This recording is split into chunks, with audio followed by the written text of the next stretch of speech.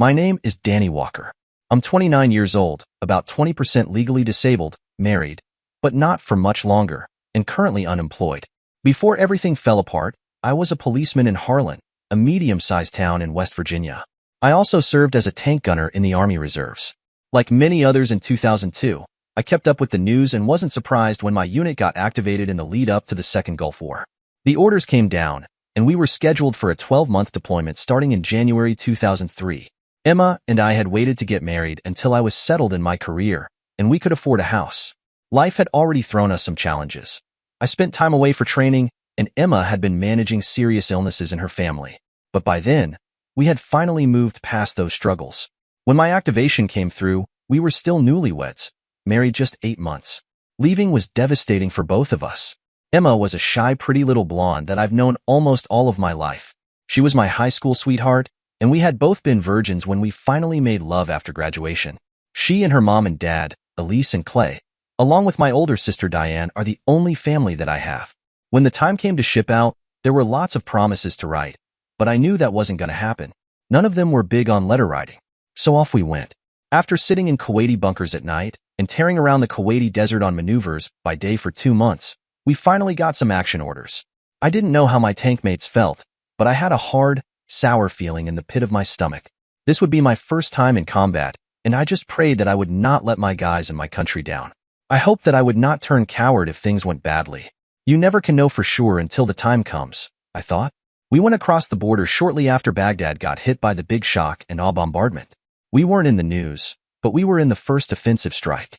We were probing the Iraqi defenses. What kinds of tank strength did they have? We had very little intel from inside Iraq. My tank was out ahead of our line on the far right.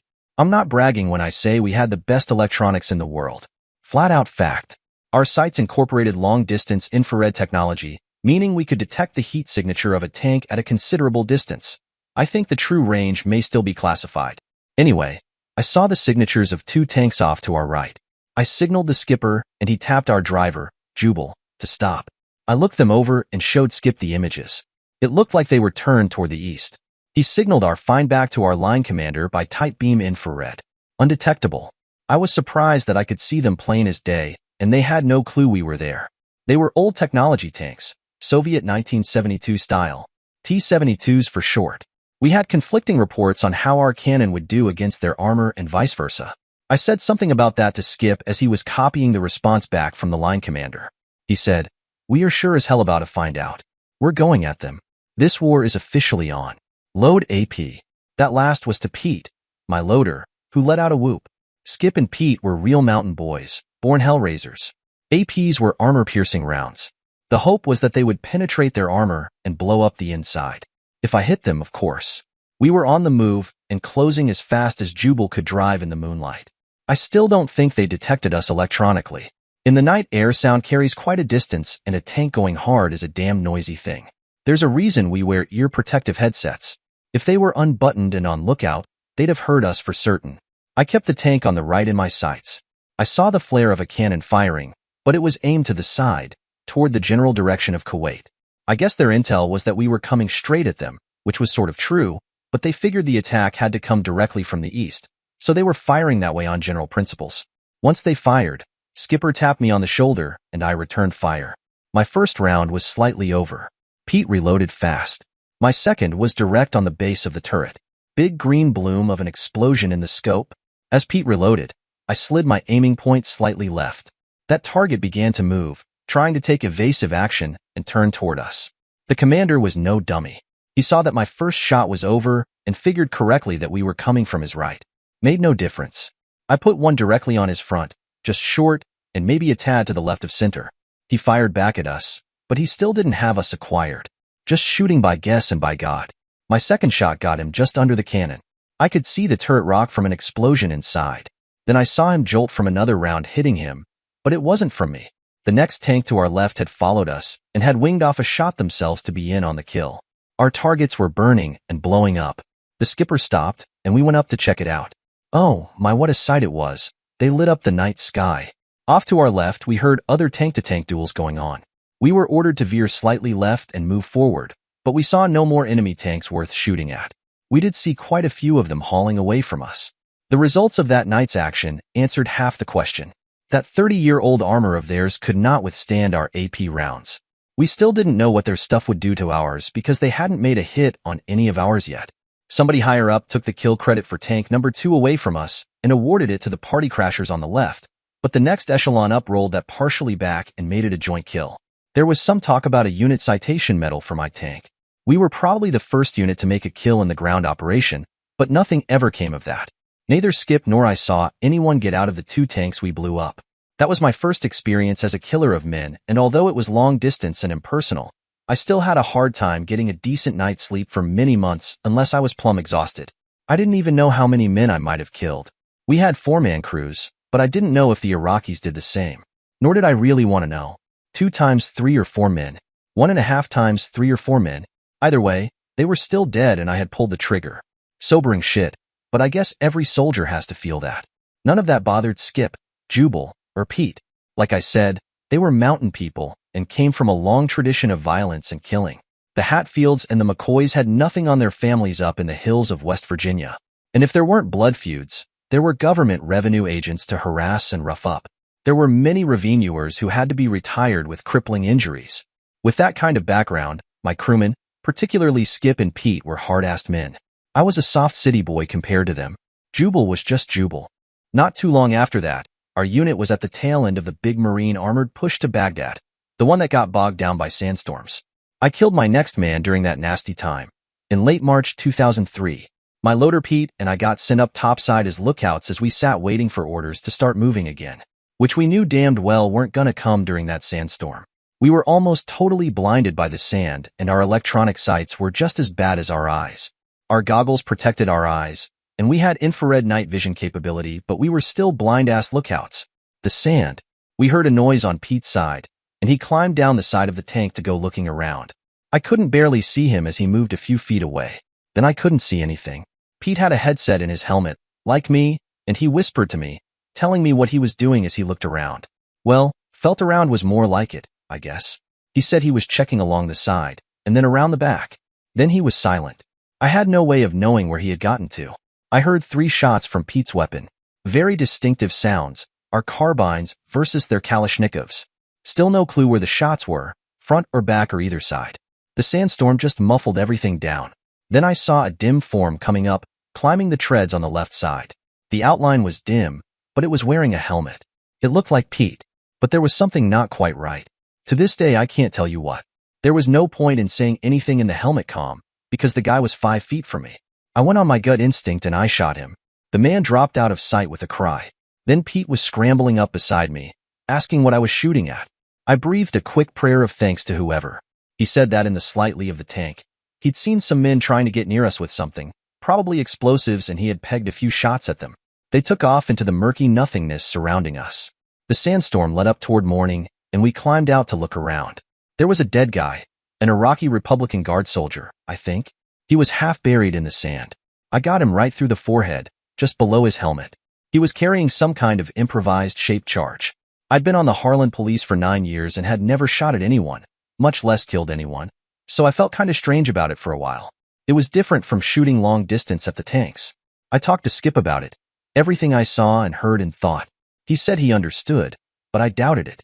Pete was a tad shaken when I told him I thought I might have been shooting him, but he said I had done right, and Skip backed him up. Like I said, hard-assed men. Pete said that guy wasn't climbing up our tank to give us no big sloppy welcoming kiss. Funny thing is, I never saw an enemy soldier wearing a helmet like that after that. As the tank commander, Skip put me in for a medal, but nothing ever came of it. I figure I was 50-50 away from being court-martialed for shooting Pete. All that worked at that moment had been my gut feeling. That was not much to have to go on with a man's life at stake. Tank units were very much in demand for the next 6 months, and I saw a lot of the area around Baghdad without ever getting into the city itself. We spent a lot of that time poking around the province of Tikrit, Saddam's old home grounds. He had escaped from Baghdad near the end run at the city and was hiding someplace, him and his sons and a bunch of his senior staffers. They gave us a deck of cards, like playing cards, only they had the photos of the escapees, some 55 of them. We were supposed to be on the lookout for them, as if they were going to walk up to the tank. We were always on the move, and it was rare that mail caught up to us for weeks. Not that it meant much for me. Whatever came, there was nothing for me. Like I said, my folks were not much for letter writing. When some delayed mail caught up with us in late October, I did finally have 2 letters, one from Emma and one from Elise. They were barely a half-page each. I learned that Emma had given birth to a healthy baby boy named Dan Jr. a few weeks before. But there was none of that vital statistics info that women always like to give: length, weight, hair color, etc. Like I said, there had been no mail before that. The troops living in Baghdad or at many of the big bases had access to email and satellite phones, but not us raiders. Hell, if I had known anything about the pregnancy, I would have made a request to go to a phone center. But nobody thought to write and tell me. I was in the dark all through this. No one had even tried to call me. If they had, I'd have gotten the word. That was SOP for units spending extended time in the field. After the 2 letters, I asked for a break to make a humanitarian call. The chaplain fixed me up, and I called back home. I got Elise. Emma was not feeling well and was sleeping, she told me. Rough delivery, she said. She was there helping out with Dan Jr. I asked, Mom, how come nobody told me Emma was expecting? They'd have gotten a message to me for that. Oh, well, we knew you were busy, and there's always the chance that something might go wrong with a first pregnancy. We figured you didn't need anything else to worry about over there, what with you in a shooting war and all. But there weren't any complications and everything is fine. Well, okay, I said. So what does he look like? Weight, size, hair, eyes? I could use a picture, or something, when you get a chance. There was a pause. Then Elise said, Sorry, Danny, I gotta go. I hear the baby. Then she hung up. I was left looking at the phone in disbelief. There was a line behind me, so I had to move away from the little cubicle to give someone else a chance. I got back on the end of the line and tried to call back later, but the operator said that the phone wasn't being answered. And I was thinking, rough pregnancy? But there were no complications? Huh. The fighting entered a new phase after that. There were demands that the troops go house to house in and around Tikrit looking for Saddam Hussein and his sons. There was an increased emphasis on locating and capturing them. They were all considered war criminals. Meanwhile, my unit was busy fending off attackers. Now they were armed with rocket-propelled grenades, RPGs, which can do damage to a tank if you hit it right, and I had to put it out of my mind. The fighters, or insurgents as they were starting to be called, were fighting back now. We didn't exactly know who they were, but they were tough and getting bolder now that the big sweeping invasion was over. There was little chance to call or email, and there were no more letters. There was an ugly rumor of an announcement coming down from Rumsfeld. When it came, my unit was among many extended another 3 months to a 15-month deployment. Now I was going nuts. I wrote a long letter in November and asked for more news of my baby and Emma. The response didn't come back until early December. One letter from Clay. It was short and mostly local gossip and trivial stuff, but did not answer any of my questions. Now I was really baffled and getting pissed too. I wrote my sister, Diane, but got no reply for over a month. No written contact of any kind around Christmas. I got presents, but no notes or letters. This was getting too strange. In late January, I got a short note from Emma that vaguely mentioned some health problems that she had been having, and that she was much better now. I was getting ticked off. Health problems? And no one had stopped to tell me about that? Hell, I could have gotten sent home on humanitarian leave. I told them about that when I'd shipped out. And still nothing about the hair and eye color and other stuff that I'd asked for earlier. In February, I got called down to a Red Cross call center for an incoming satellite phone call from Elise and Clay. After the usual greetings, I asked them point blank about hair and eye color. Finally, Elise said that Danny Jr.'s hair was dark brown and that his eyes were also brown. Then she hastened to tell me that those things all can change as the baby grows up. What? I'm blonde and blue-eyed, and so is Emma. I just blurted it out. How can our baby have that coloring? As if rehearsed, Elise launched into a confused story about genes and suppressor genes and mitigating factors. I think she was reading it from something.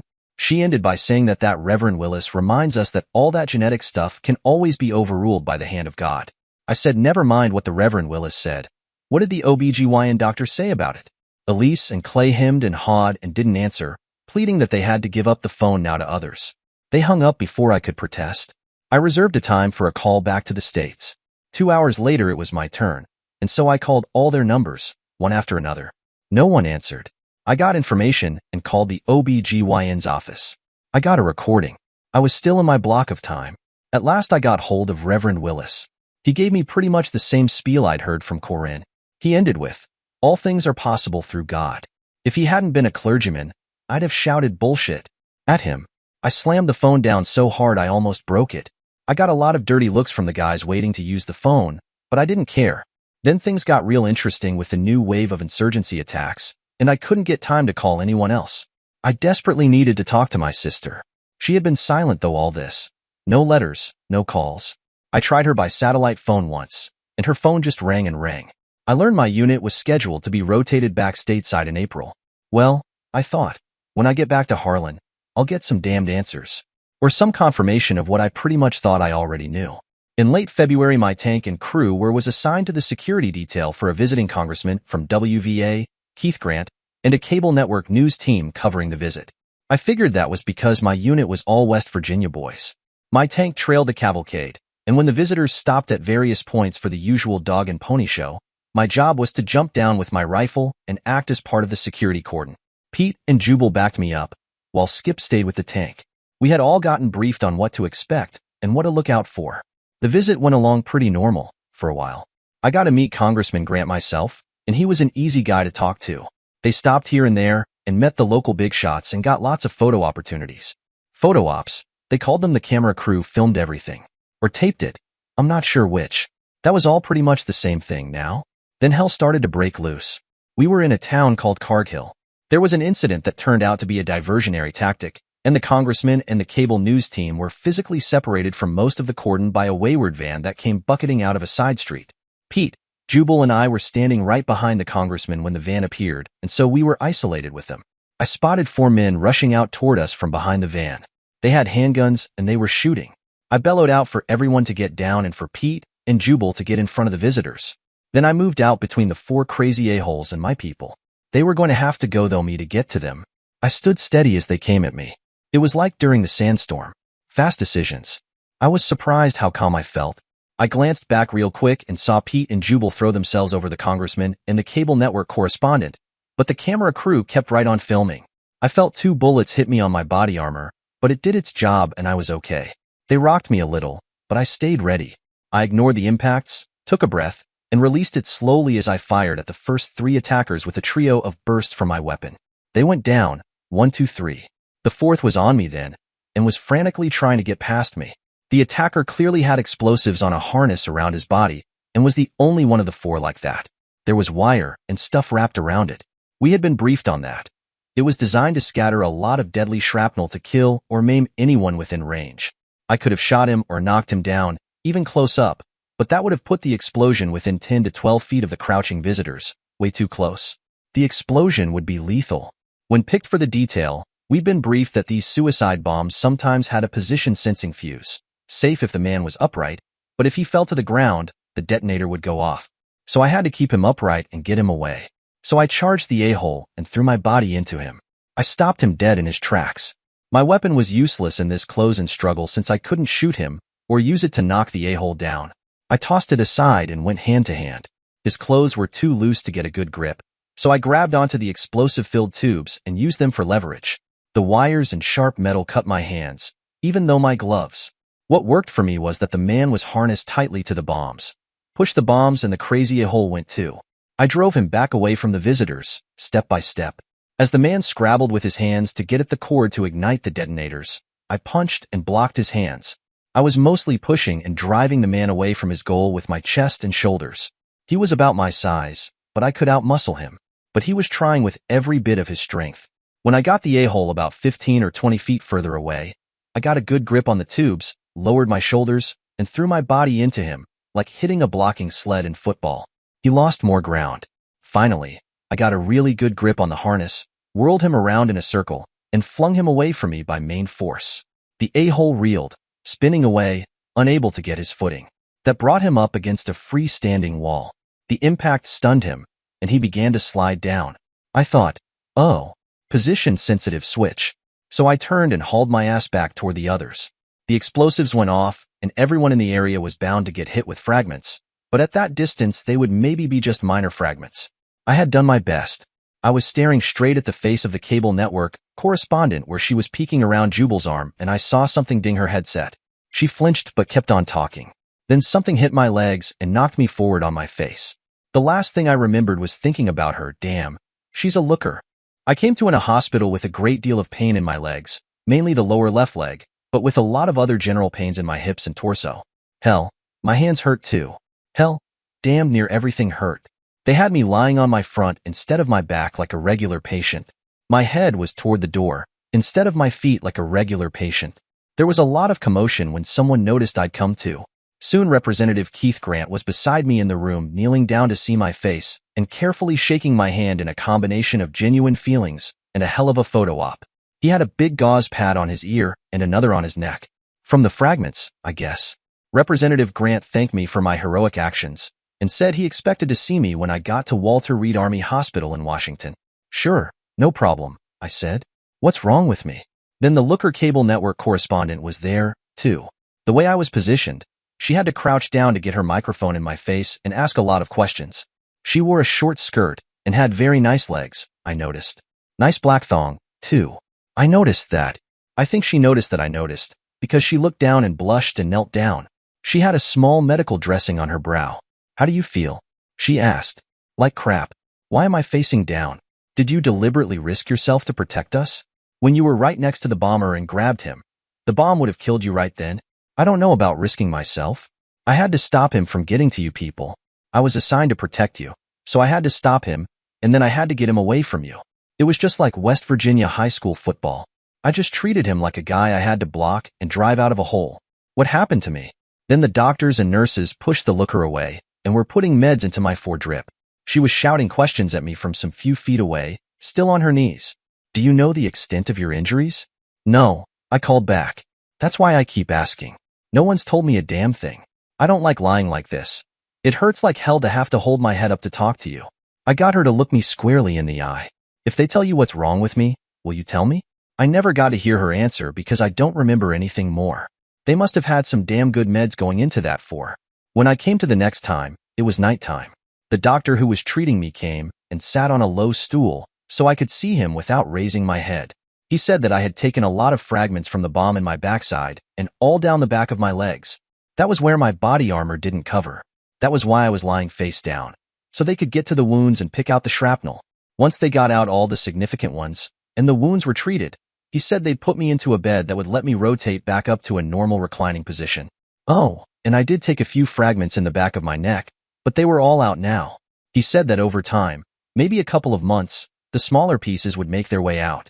My body would seal them in little pouches of tissue to keep them from doing any more harm. He said my hands were pretty chewed up from grabbing all that sharp, nasty stuff wrapped around the explosives, but that was all healing up well. I said okay, but I was waiting for some bottom line news. I wasn't disappointed. The doctor scooted the stool closer. That was the first time that I noticed his rank. He was a full bird colonel, Corporal Walker. When the bomb went off, a large piece of the wall was blasted up and out and hit you on the back of your lower left leg. Essentially, it crushed your lower leg and foot. The tibia and fibula and dozens of small bones in your ankle and foot were almost completely shattered and crushed. There was no way to save any of it and no hope of rebuilding it. So we removed it, just below the knee. I looked up at him, ignoring the pain in my neck. So what do I do from here, Doc? I'm missing part of my leg? Doc, I'm a police officer back home. I can't be that anymore if I'm disabled. I'm not going to bullshit you, Corporal Walker. He went on. After you get acclimated to your prosthesis, you'll be able to walk pretty well, play golf, even dance and run road races if you're so inclined. That's pretty close to a normal life for most men. But no, you will be somewhat disabled for more vigorous activities. You probably won't be able to pass the physical requirements for many public safety jobs, like firemen or policemen. I'm telling you the brutal truth. Here, soldier. It's a piss-poor reward for serving your country and saving some people's lives, but life isn't always fair. But I think you'll be able to bounce back and go on from this. The man I saw on that video is too brave and tough to let something like this take him down. Video? You don't know? No one's told you? I tried to shrug my shoulders, but my neck told me that was a really, really bad idea. Muttering to himself, the doctor got up and went out for a few minutes. By the time the pain subsided, he came back in with an orderly and they hooked up something to the TV. At least that's what I thought they did. I could barely see past the doctor's belt when he stood up. The TV was up about 6 feet higher. The colonel clicked a remote and I heard the looker's voice narrating. Excuse me, sir, but I can't see a thing. At that, the colonel, the orderly, and a couple of nurses fell all over themselves, excusing themselves as they fought for access to some controls below the side of the bed. The colonel won, and the bed slowly tilted up to where I could almost see the monitor. But as it tilted, the pain got so bad I could hear my vital sign beep EPS accelerate and those monitor alarms went off, so he had to crank me back down. Now I could understand why they had me tilted forward and down like that. Eventually they put a mirror down on the floor and tilted it so I could see the screen. That was the first time I saw my so-called heroics. It wouldn't be the last, and I soon got very tired of seeing myself do that stuff over and over. I got hit by the bullets. I shot the 3 assassins. I crashed into the 4th assassin and grabbed him and pushed him away by brute force. The looker's voice pointed out that from the time that I closed with him, I was the only one certain to share his fate if the explosives went off. Hell, that wasn't true, I thought. That close, they'd have all been toast. Maybe nobody wanted them to know. Then I swung him around and threw him at the wall. Actually, that was the only part one liked. The a-hole was about my size, but I still flung him a damned impressive distance, even if I do say so myself. It would have definitely gotten me an unsportsmanlike conduct and automatic ejection from a football game back in high school. I knew that because I'd done about the exact same thing in a game, once to a hotshot quarterback and had gotten ejected. Hell, I got suspended for the next 2 games. Up till now, that was probably my greatest claim to fame. And that was strictly local. And the coach had busted my butt in practice for those 2 weeks. On the rest of the video, I got to see what happened after the a-hole hit the wall and went down. The explosion was pretty damned impressive, and the picture got blurry for a few seconds. The cameraman shaken by the blast, I guess. I did see the chunk of wall hit me and felt I was damned lucky to have survived. It was as big as a chimney. It would have crushed my skull or broken my back if it had a little more loft. Like I said, I was damned lucky to have survived. I saw myself lying face down. It got all jiggly blurry as the cameraman jogged closer. I saw my buddies ran by the camera to get to me. Then I was looking down at myself. That was weird. I could see a lot of blood under the parts of my legs that didn't have wall on them. Then I saw the good-looking cable network correspondent again. She had one of those odd MTV-type names, Shannon O'Connor. Ms. O'Connor was doing a stand-up at the scene describing what had happened. She and the congressman were all over themselves talking over how brave and self-sacrificing I had been, etc., etc. I thought it was a bit much. On the end of the video, Congressman Sully turned the interview back to the purpose of his visit, and I lost interest in the rest of it. Colonel Sanders, I am not making this up. Talk to me some more about my treatment. He kept emphasizing that I would be returning home with a pretty good prognosis. Thinking about returning home brought my mind back to those questions I had about the brown-haired, brown-eyed baby boy awaiting me at home. I asked him if he could give me his medical opinion about something unrelated to me lying here in this bed. He said sure. So I told him the deal. 2 blue-eyed, blonde-haired parents have a brown-haired, brown-eyed baby boy. What were the odds? Colonel Sanders looked surprised, and then a little grim, but said he'd like to do some research before giving me his opinion. Then he gave the nurses some instructions and left me to try to sleep. Well, with the meds they were giving me, I had no problem doing that, no matter what I was worrying about. A couple of days later, he gave me his informed opinion on the likelihood. It was about what I figured. I thanked him. A couple of days after that, I got a frantic phone call from the whole family. They had never been contacted about my injury through any official channels. The first they knew was anything was from watching a network special about the congressional delegation to Baghdad. Not that they caught the special themselves, but a friend had TiVoed it and told them about it. So they trooped over and watched it. Apparently Shannon O'Connor had sat on the ambush video while she put together a piece about the trip, prominently featuring her coverage. She saved the video for last, and it lit up the network switchboard with excited callers. When she said that the name of the tank gunner who'd nearly been killed protecting her and Congressman Sully was Danny Walker of Harlan WVA, my folks had freaked out. They went nuts trying to figure out how to get to me. At last my sister called up the network and got a message through to Ms. O'Connor. When Shannon learned she had Corporal Walker's family on her plate, she called them back and did a telephone interview and finally told them what she knew. Someone dug up a number for Colonel Sanders for her. She gave it to them, and he gave them my room extension number. He came to my room just before they called. It was a strange conversation. They were all happy about my survival and worried about my injury and so on and on. I gave them the answers I knew, and Colonel Sanders came in on the line and filled them in with his medical opinions about my wounds, and the rehab I'd have to go though, and all that. I say I gave them my answers, but I was pretty terse about it. It was a suspicious thing that they were all purposely babbling and taking the phone back and forth, because it prevented me from having any opportunity to talk directly to Emma. Colonel Sanders eventually told them I was badly in need of rest, and ended the call. Then he sat down with me, and we talked about what I was facing, and it had nothing to do with my lower left leg. The next day, I was wheeled out with 23 other wounded warriors and loaded on a huge transport bound for Germany. Once there, I settled into my recovery regime. There were exercises to strengthen my legs, which were weak from disuse, and other tortures to prepare me for using my prosthesis. There was one exercise where I sat on a bench and swung my legs, one at a time, like I was trying to kick something in front of me and above my shoulder. It hurt like hell to do it with my good right leg, especially after the 10th or 11th repetition. My bad left leg was the worst. It had been growing weak from disuse and putting little weight or stress on it. Plus, to do those exercises, I had to have a heavier steel prosthesis strapped on as a resistance weight. After 4 or 5 kicks that I could barely get above my belly button, I would cramp up in my abs. By the time I came to Walter Reed, I was up to 23 left leg kicks, almost shoulder high, but the cramping was still fierce. I was off pain meds by then.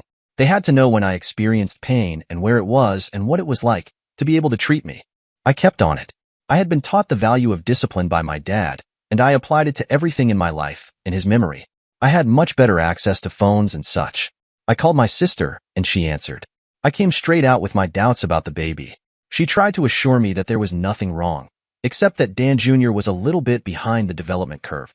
I said, gee, remind me, what was that date of birth again? She paused and said October 13th.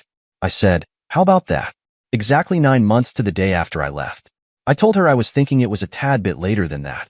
Diane didn't say anything for a few moments. Then very carefully she said, Danny, Emma is the best friend I have in the world beside you. She's like my sister. You are my brother, but she needed my help. No one knew what to say to you. I just couldn't rat out my best. I interrupted her. Tough when you have to make hard choices, sis. Emma obviously couldn't do it. Neither could you. I guess Elise and Clay are in on the joke too, right? What a laugh. Here I am off getting my butt all blown up, and there you all are having a good laugh over the poor sapcuck. That was a real word. I looked it up. Diane said, it's not a joke, Danny. No one's laughing at you. It's more of a tragedy. Emma made a mistake. It's a terrible mistake, and she feels terrible about being so weak. She came to us, crying and asking for our forgiveness and help. There was never a question about aborting the baby, even though if she'd done that you might never have known. It could have all been smoothed over. But a life is too precious to throw away. Dan Jr. is an innocent party. I cut her off with a bitter laugh. Right, Dan Jr. good name. Something else to make people laugh at me. Diane, you say no one is laughing at me. I say that's a load of crap. Somewhere there in Harlan is a guy who knows he screwed my sweet, loving, faithful wife after I was off to war. He's laughing every day. And if he's the kind of opportunistic prick that I think he is, he's bragged on it to his buddies. He knocked up Danny Walker's wife, Emma, and got away with it. So that's him and his buddies who are laughing. Then there's everyone at the doctor's office and the hospital. You think they can't count? I leave in January and the wife delivers. When? What's the real birthday? January 22nd. Okay, so it's your typical 12-month pregnancy. Pretty common. Huh? And then there's the neighbors? The people who you all work with? Everyone back on the force? And everyone else that all those people have told. Hell, I guess seeing that stupid video brought all the cuck jokes right back up into everyone's mind. Who's the guy? I asked. What? Come on, don't play dumb on me, Diane. Who was Emma screwing? Danny, I've asked Emma, but she won't tell me. It sounded to me like she was choosing her words carefully, like she was pretending that she didn't even have a clue. I let it go. They were all going to lie. Okay, I said, that's something else to put on my to-do list. Let's see. So far I have heal up, rehab, get prosthesis, learn how to walk, learn how to go up and down stairs, find out who screwed Emma, slaughter his balls, get a divorce, get a job. Yeah, that about covers it. Danny, no, you can't even think about some of that stuff. You're injured and disabled. The man is violent. Whoever he is, he might be dangerous to take on, the way you are. And you have to give Emma another chance. She really truly loves you, Danny, despite what happened. She's so full of remorse, you can't believe it. Let her make it up to you. And besides, you know you have a job. It's the law. They have to hold jobs for servicemen. Diane, I'm missing part of my leg. I can't go chasing after bad guys anymore. I can't go back on the force. All they can do is give me a job dispatching or filing paperwork. And besides, I couldn't work someplace where every man and woman will be laughing at me behind my back. And how the hell does a cheating wife go about making it up to the man she cheated on? Well, You can't just get a divorce without giving Emma a chance. No matter what, she still loves you. You loved her before, and you must still love her. Love just doesn't go away when something bad happens. And think about that innocent little baby. Dan Jr., I know you can't believe it right now, but when you see that little guy, you will absolutely fall in love with him. He's just a precious baby. Diane, you must be smoking something. I have nothing against the little guy, except for his bullshit name, but you want to know what I'll see whenever I see him? I'll see Emma on her back in our bed while Mr. No Name is pounding her. That's what I'll see. I'm not bullshitting you. I probably won't be able to get completely over my former feelings for Emma for years and years from now, Diane, but I cannot and will not ever trust her. Never again. And I'm damn sure not going to stay married to someone who's cheated on me like she has. You people tried real hard to avoid my questions, but at last I'm starting to put it all together. Diane, I want you to tell Emma and the others exactly what I said, and how serious I am about it. Tell Emma what I said about what I'll think of when I see that baby. I don't want them, or you to call me after this.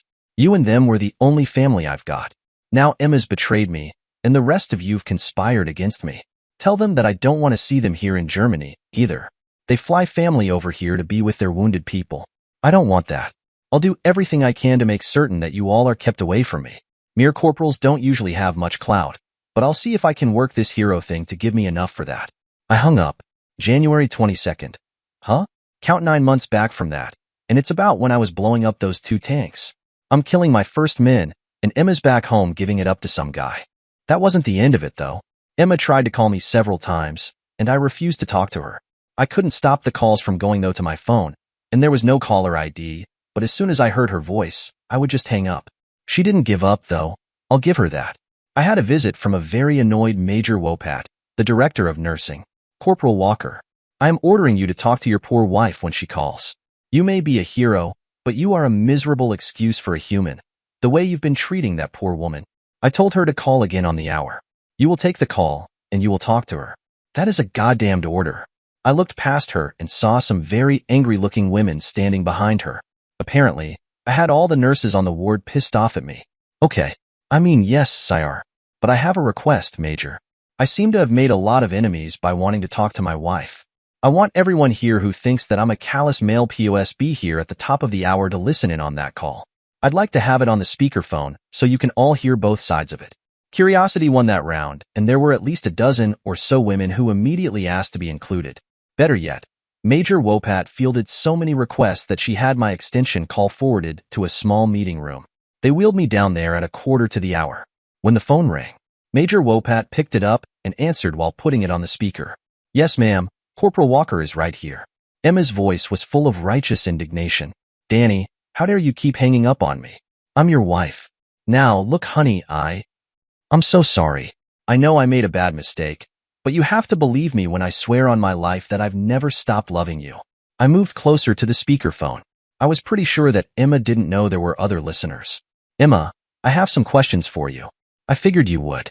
I guess I owe you that, but you know there's one question I won't answer.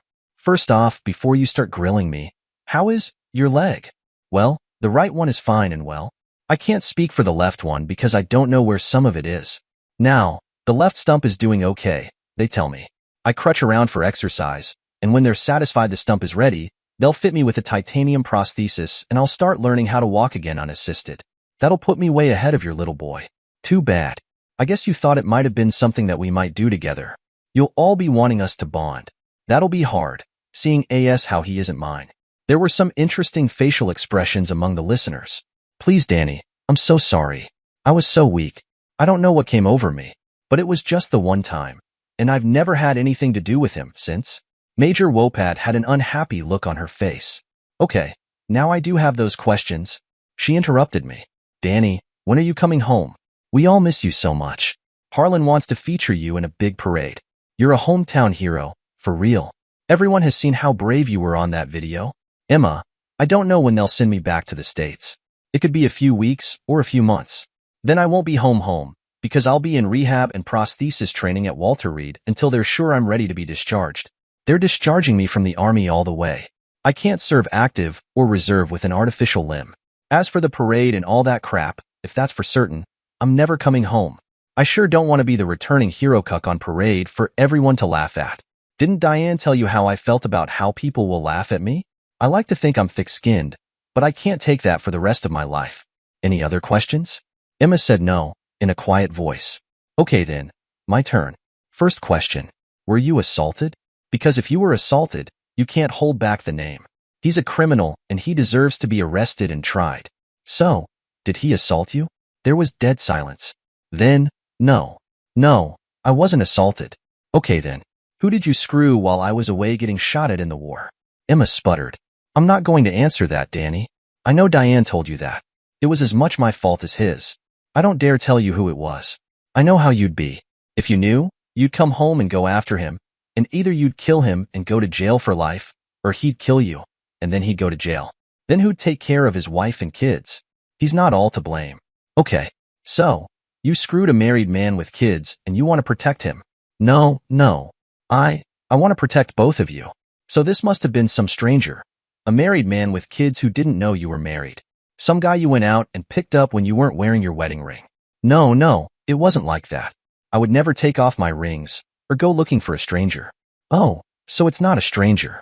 He's from Harlan, and he knew very well you were married. So he probably knows me and him. And he deliberately made a run at a lonely married woman with her husband away fighting a war, and got her to go to bed with him. You're twisting everything to make it sound sordid and awful, Emma cried. Danny, listen, we had never been apart before for more than a day before you left. I missed you so terribly. And when the war started, I was frantic with worry about what might happen to you. I was depressed, and I was lonely. And after our farewell night, as the days dragged by, I was getting the other kind of lonely. I'm sure you must have felt the same way. I'm sure there must be temptations over there. I've heard that war makes people do things that they might otherwise not do. Emma, don't even try going there. We were fighting a real war with real bullets, and out in the boonies 24/7.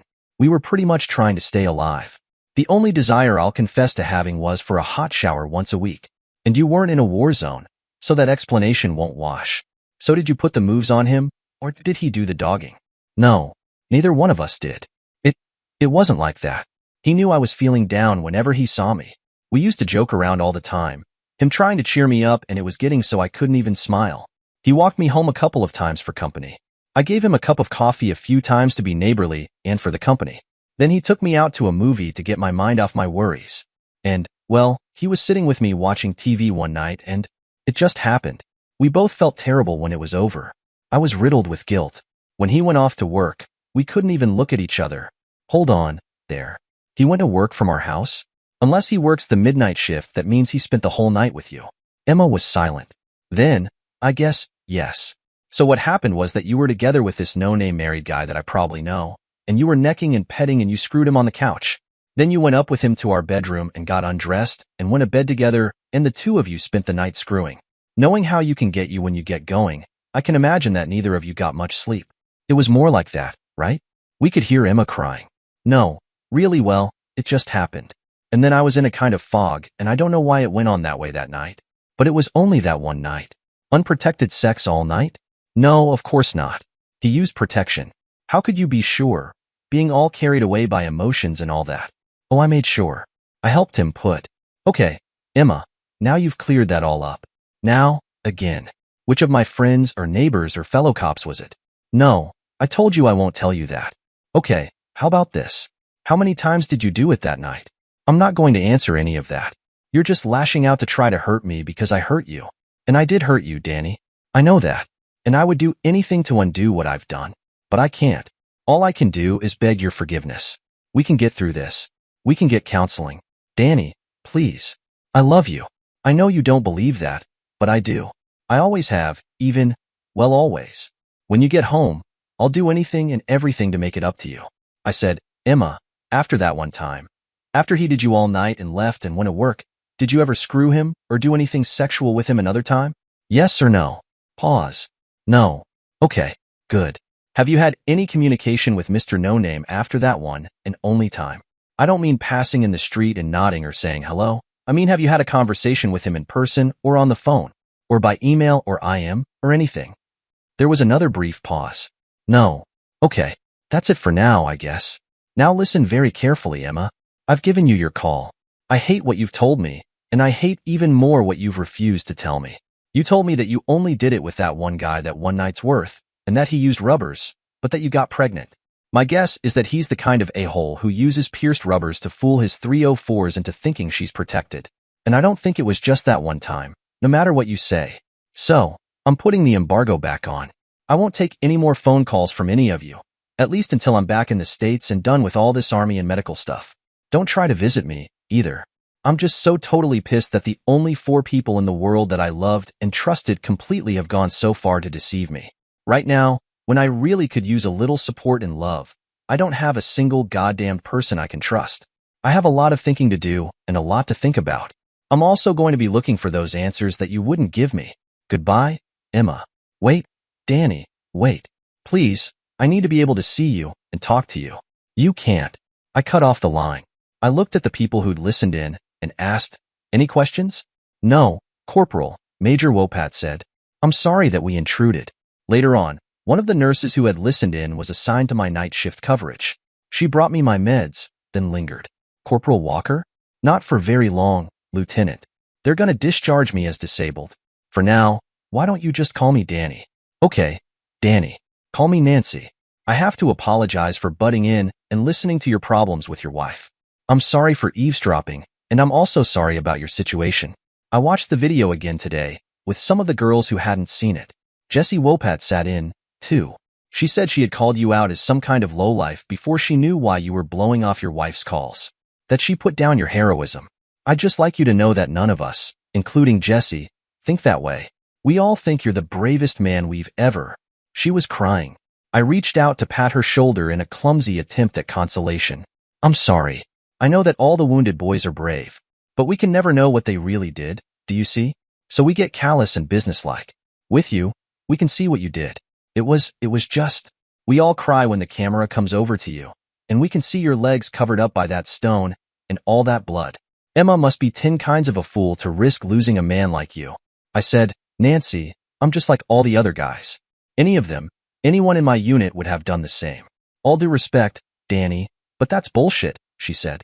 The veteran combat guys say it's a damned fine thing that you did. So don't you be putting it down. Whether you like it or not, you're a real live genuine hero. Then she leaned over and kissed me on the cheek. You take care of yourself, Danny Walker. I'll be praying for you. My hero. Now, at night, I had a lot of time to think. Between pain and my mind in turmoil, sleep came hard. Thing was, I didn't believe Emma for a minute. I thought that she and Mr. No-Name did get together more than that one night. Hell, my farewell lovemaking didn't hold her more than a month or so. I wasn't sure. That meant I thought that they did communicate. Well, as a one-time wannabe detective, I went into detecting mode. The question was, how open would she have been about it? The local phone service records wouldn't show anything, but that left the cell phone. I gave her a cell phone on a calling plan as an engagement gift, and she had become so accustomed to it that she used it in preference to the landline phone. I booked some more calling time during what would be normal business hours back home. I called my cell phone provider. It took quite a bit of time and patience to wade through all the automated menu crap, but I finally got through to someone named Estelle. Then I spoke to Estelle's supervisor, who spoke with an Indian accent. It wasn't easy, but I finally got them convinced that I was the guy who owned the contract on the service and who paid the bills out of a monthly bill payer account from a Harlan bank. They arranged to send me copies of the phone records from right after I left until the most recent bill. The cell phone records would show the number of every incoming and outgoing call.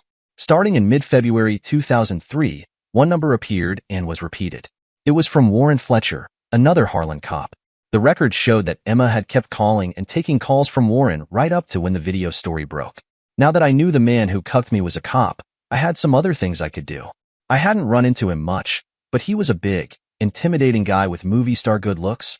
I'd heard that he played around a lot, especially with married women, but I had to wait a while for my next move. Because right then my time in Germany was up, and they flew me back to the States and I was installed at Walter Reed Medical Center. I've read since then that there were many legitimate complaints about the care and aftercare at Walter Reed for the military wounded. I never saw that, partly, I suspect because I was somehow tagged as a person of special interest to an influential lawmaker, Keith Grant. Once I got installed and enrolled in the programs, I called my old mentor on the Harlan PD. Carl Winters had been my late father's best friend and police partner. He was retired from service now, but he still lived in Harlan. Carl still hung around in the cop bars and had a lot of contacts on the force. I called him and explained the situation and what I had discovered and surmised so far. Turned out that Carl had heard some cop talk rumors about Warren and Emma, but had kept a lid on it. He expressed his regrets about it, of course. He said he'd snoop around and would report back to me. He called a week later. He'd been a pretty good detective, and he hadn't lost much of his skill. He nosed his way in among a few cops who definitely weren't Warren's buddies. One of them was a former bud who suspected that Warren had tapped his wife. That guy was eager to get something going against Warren, but had never had more than suspicions. According to him, Warren had been bragging about bagging Emma on a regular basis, even naming her. People had seen his car parked there overnight, sometimes over many months. Carl said Warren definitely had something going with Emma for about a year after I had gone off, but she had cut him off when the video stuff came out. Of course, none of the cops would rat out Warren officially. You'd have thought it'd be a toss-up where their loyalties would lie. It was between two fellow officers, but they saw Warren every day, and he was a big, mean man. Not someone you like to have as an enemy. I was off their radar. It was cold, but that's what it was. I also learned that the Army was reluctant to have to extend the tours anymore.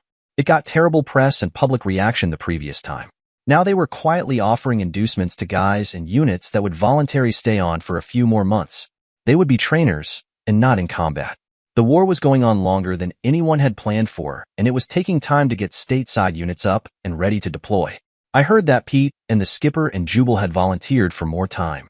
Even hellraisers like those boys were sick of combat by then. They would mostly be in Kuwait training replacement crews. There was to be a medal ceremony at Walter Reed for the Silver Star. Oh yeah, it had been bumped up from bronze. The original determination was based on my only killing 4 insurgents. But after some pressure from Keith Grant and the cable network, and a few tons of mail by people who had seen the video, they decided to make it silver instead of bronze. I also heard they took into consideration my tank kills and the attacker I killed in the sandstorm. There were also going to be awards for Pete and Jubal for their part in protecting the visitors during the attack. Representative Grant and his wife, Maria, worked on me to let my family come down for the award. They were his constituents too, he argued. Well, not really. He was from the next district over, but he was thinking in statewide terms, even then. So they would ostensibly be there as his guests, not mine.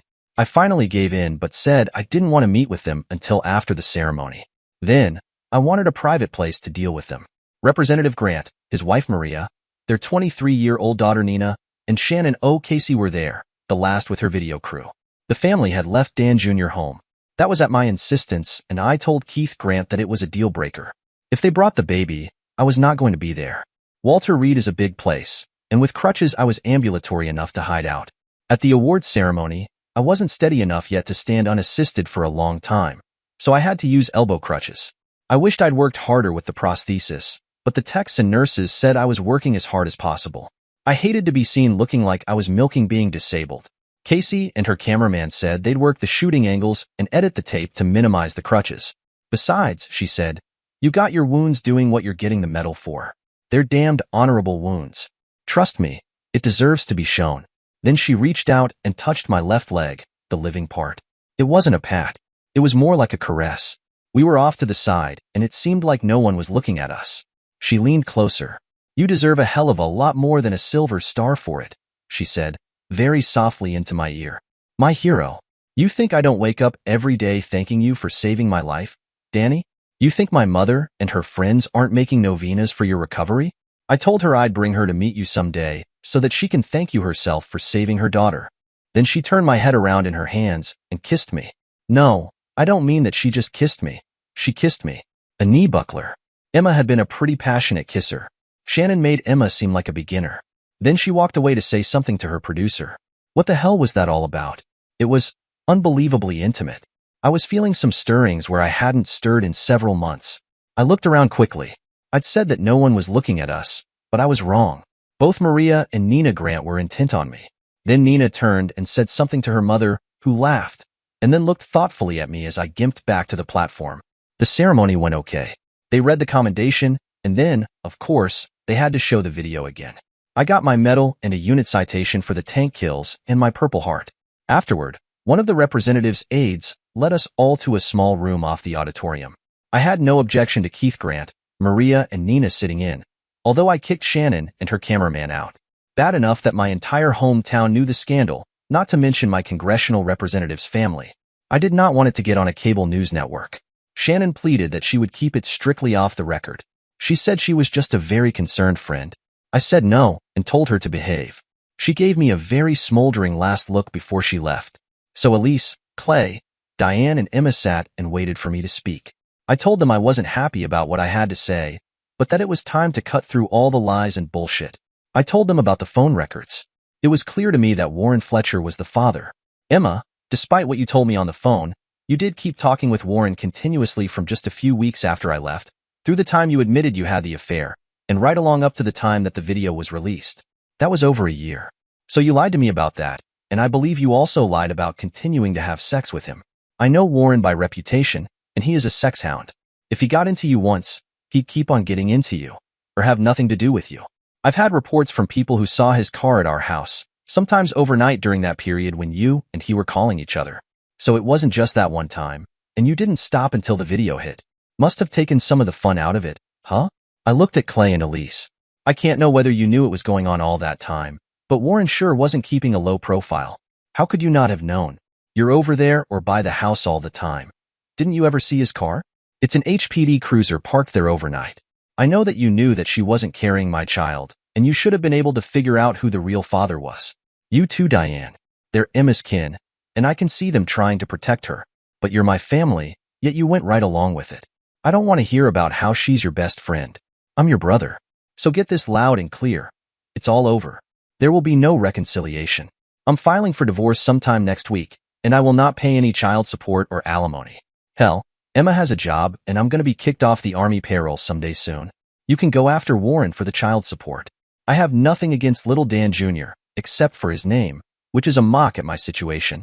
But he isn't mine. I figure that Warren will deny everything. The affair and his paternity.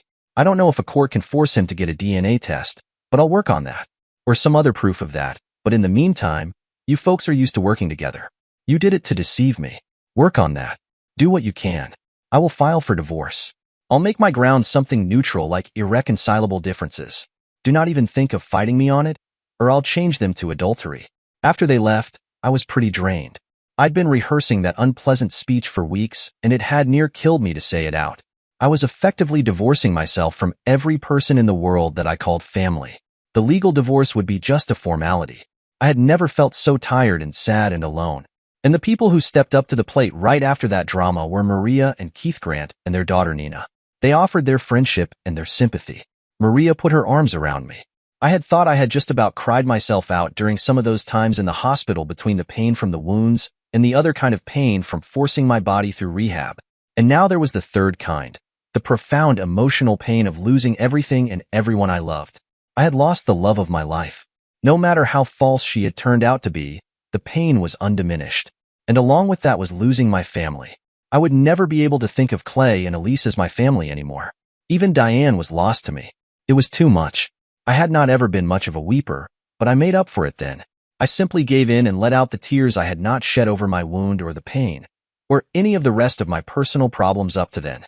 I blubbered out something about it not being very manly of me, but Maria was having none of that. Sure, Danny Walker. If there's any man in the world who's entitled to shed tears over his losses, it's you, she cooed. I appreciated that Keith and Nina stayed out of it and let the matriarch do her thing. I wondered what Nina thought of a crying a-hole with a silver star pinned to his damp uniform. The Grants invited me to spend the weekend at their McLean home. I was easily persuaded. Now that I'd finally gotten all of the deception out in the open and behind him, I was feeling empty. I had nobody but these new people. I needed to be around people. I needed to reconnect to people. For the past couple of months, and during the period of nagging uncertainty before, the whole of my thinking was about the birth of the baby and what that meant. In 3 hospitals, I had been plagued by feelings of failure as a husband and as a man. My wife had cheated on me. Her family and my own sister had conspired to lie to me to try to make me think someone else's child was mine. I had no job to go back to, nor did I even want to go back to a town that knew I was a cuck. I was turning my back on Diane and the others. I felt diminished, crippled, alone, with no family and no job prospects.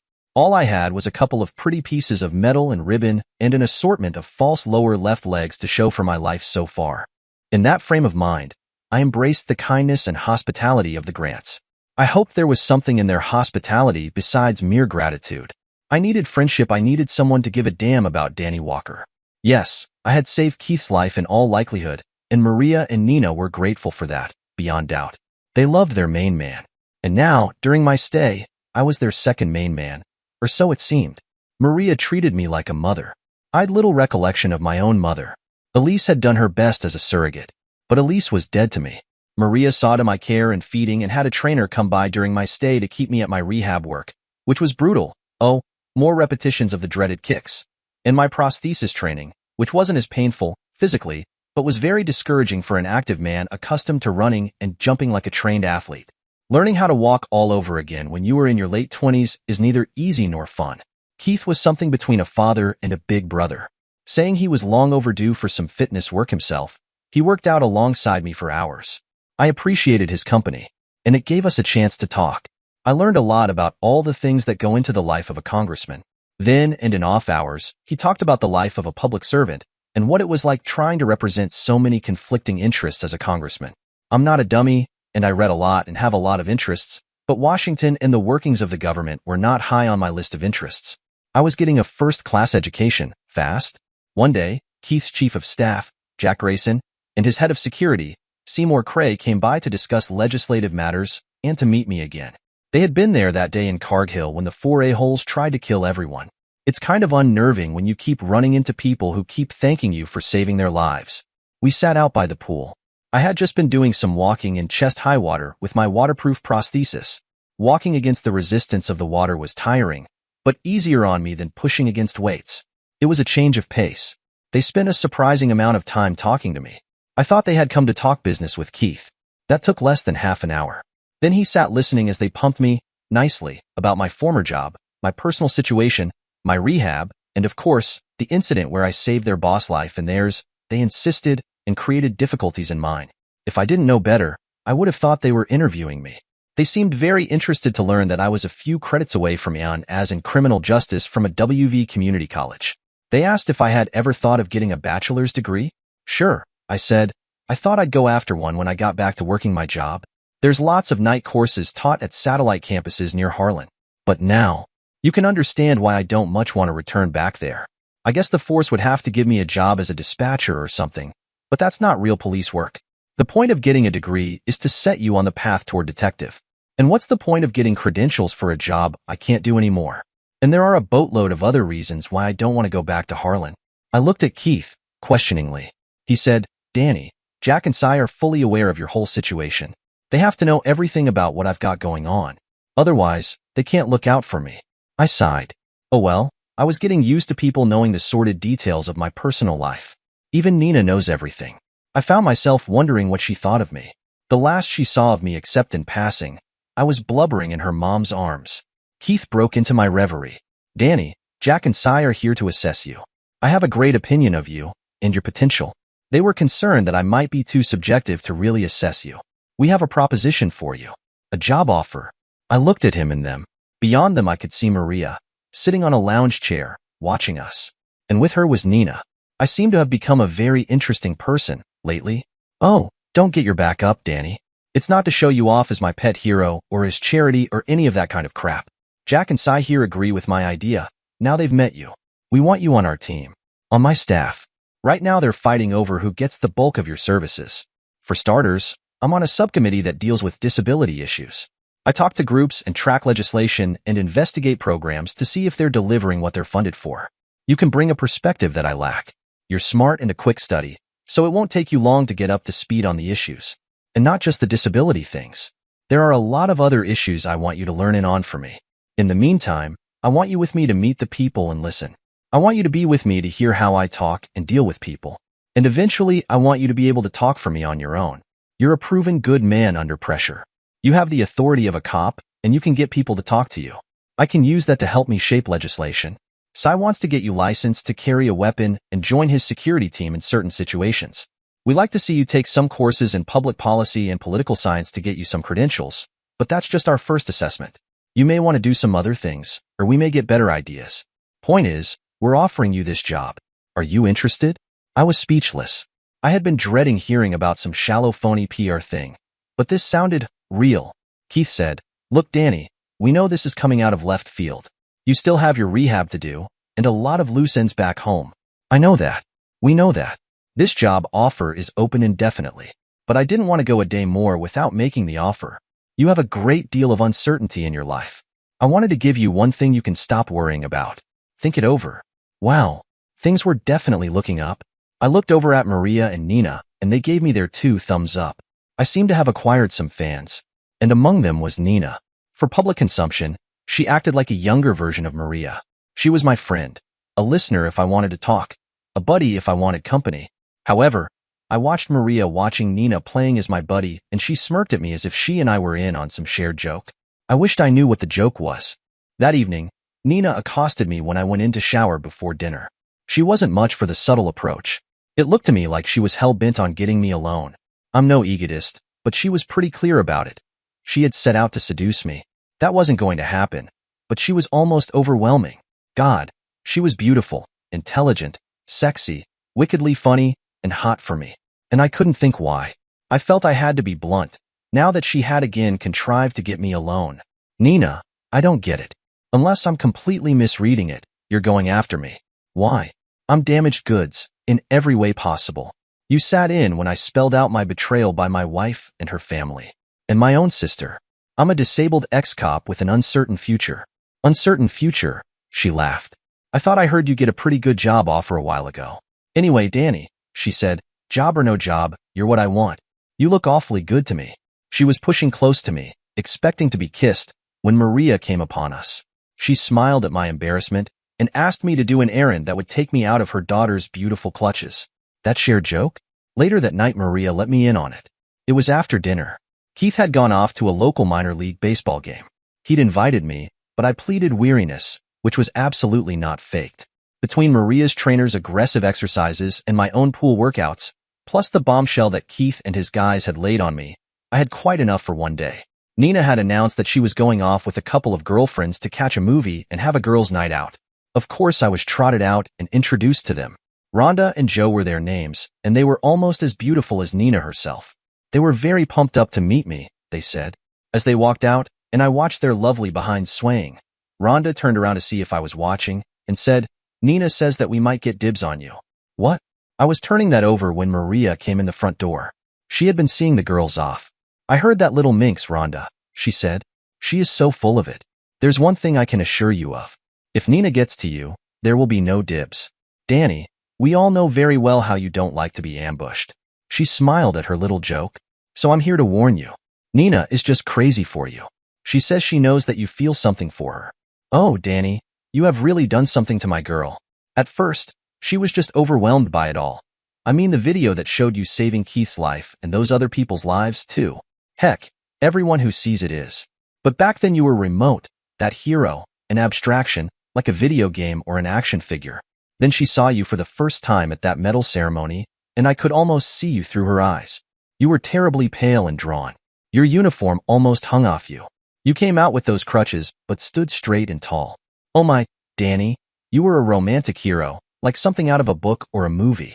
Then we saw you talking to Shannon, and we saw her kiss you. You seemed surprised, and looked around. Nina turned to me and said, That bitch. I am afraid I'm falling in love with that man, Mother. He's brave, handsome, modest, and I swear when I look at him, he just makes my heart sing. I've never felt like this. He's a hot-looking guy, which sure doesn't hurt, but it's not just that. And now that I've met him, he's everything that Daddy said he was, and more. He's tough and smart, and has gone through hell without losing his dignity.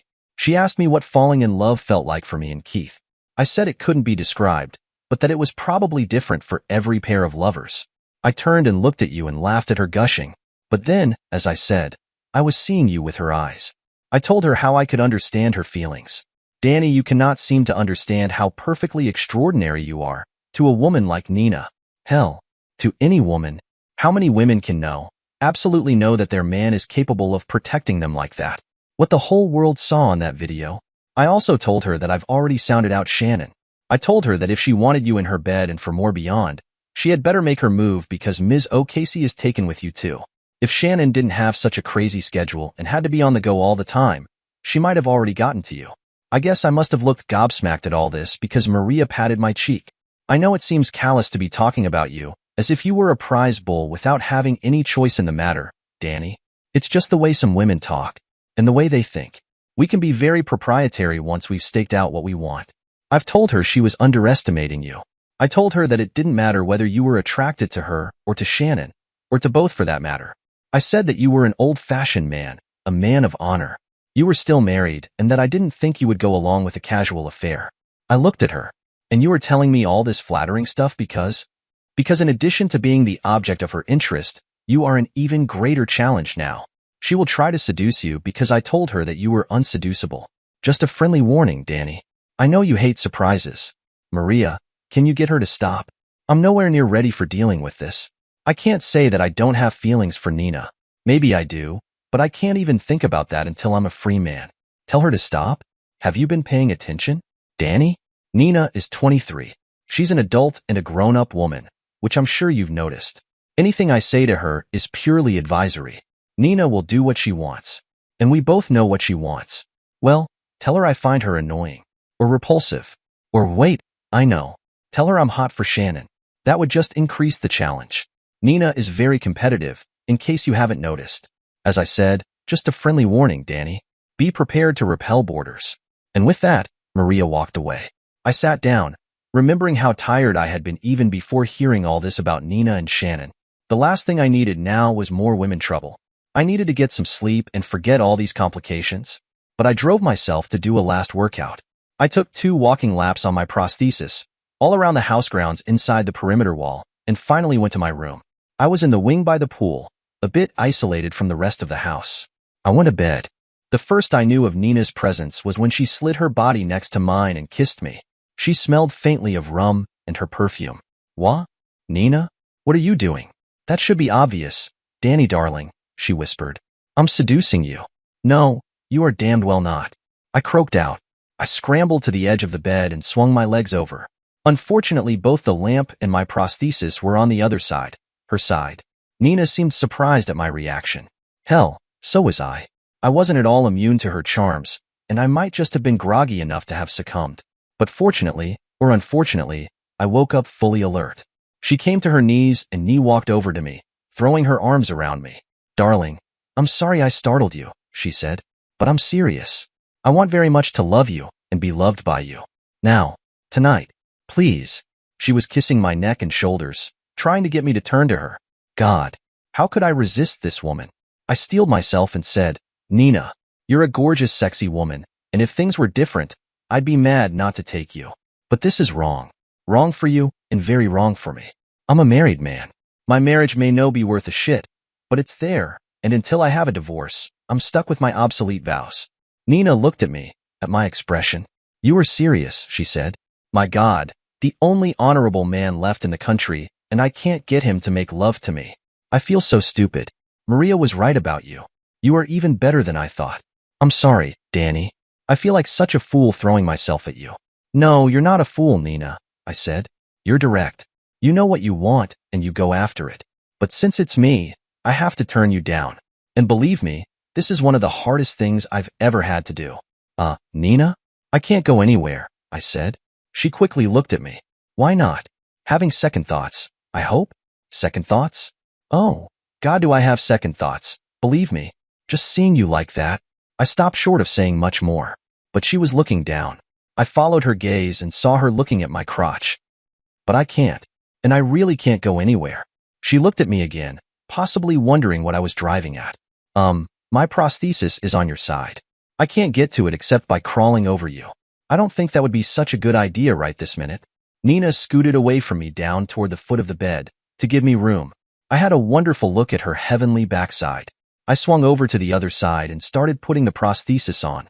May I watch? She whispered. Okay, I replied. But there's not much to see. I put on the sock-like cover with the padding. I'm slowly developing a layer of toughened skin, but it takes time. She seemed curious and interested, not repelled. I showed her my other prostheses, one for showering and walking in the pool, and a heavy steel-weighted one to exercise my muscles. Doesn't it gross you out? I asked. No. Well, it's a new thing for me, and I wasn't sure how I'd react to it. But it's okay. I know it's part of you now, but for some reason, I look at you and I really can't see it.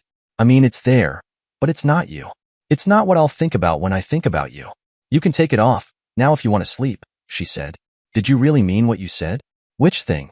About me being gorgeous and sexy and how if things were different. God, yes, Nina. Please put some clothes on. I'm trying to hold to my principles, but the sight of you is driving them out of my mind. You are so very tempting.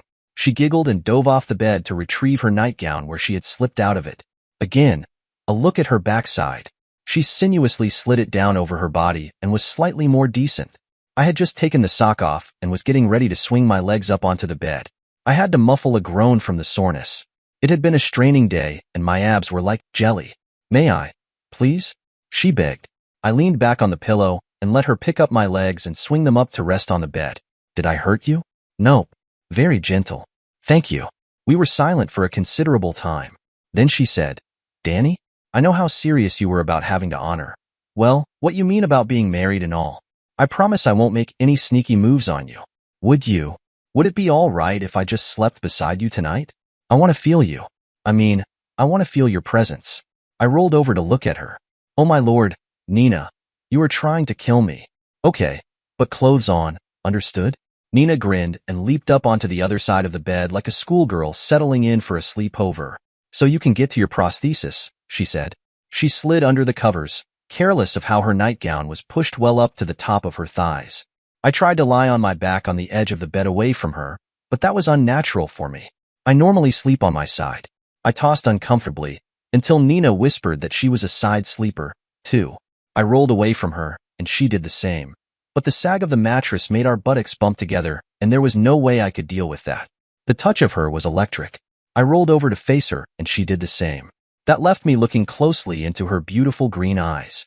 She giggled again as she watched my eyes try to find someplace not to look. You know, you aren't making this any easier, I grumbled. I'm finding I have very mixed feelings about what I just promised, she whispered. Maybe if we spooned? She rolled away from me, and I slid over slightly to spoon with her. This is absolutely not going to work, I muttered. She snorted in amusement at my plight. We switched by both rolling over onto our left side. She was now spooned up behind me. She wore the gossamer nightgown, but it was barely there. But there was no other way to sleep. She sighed and snuggled against my backside. Good grief, I thought. I will surely die from all the blood from my entire body rushing to my meat.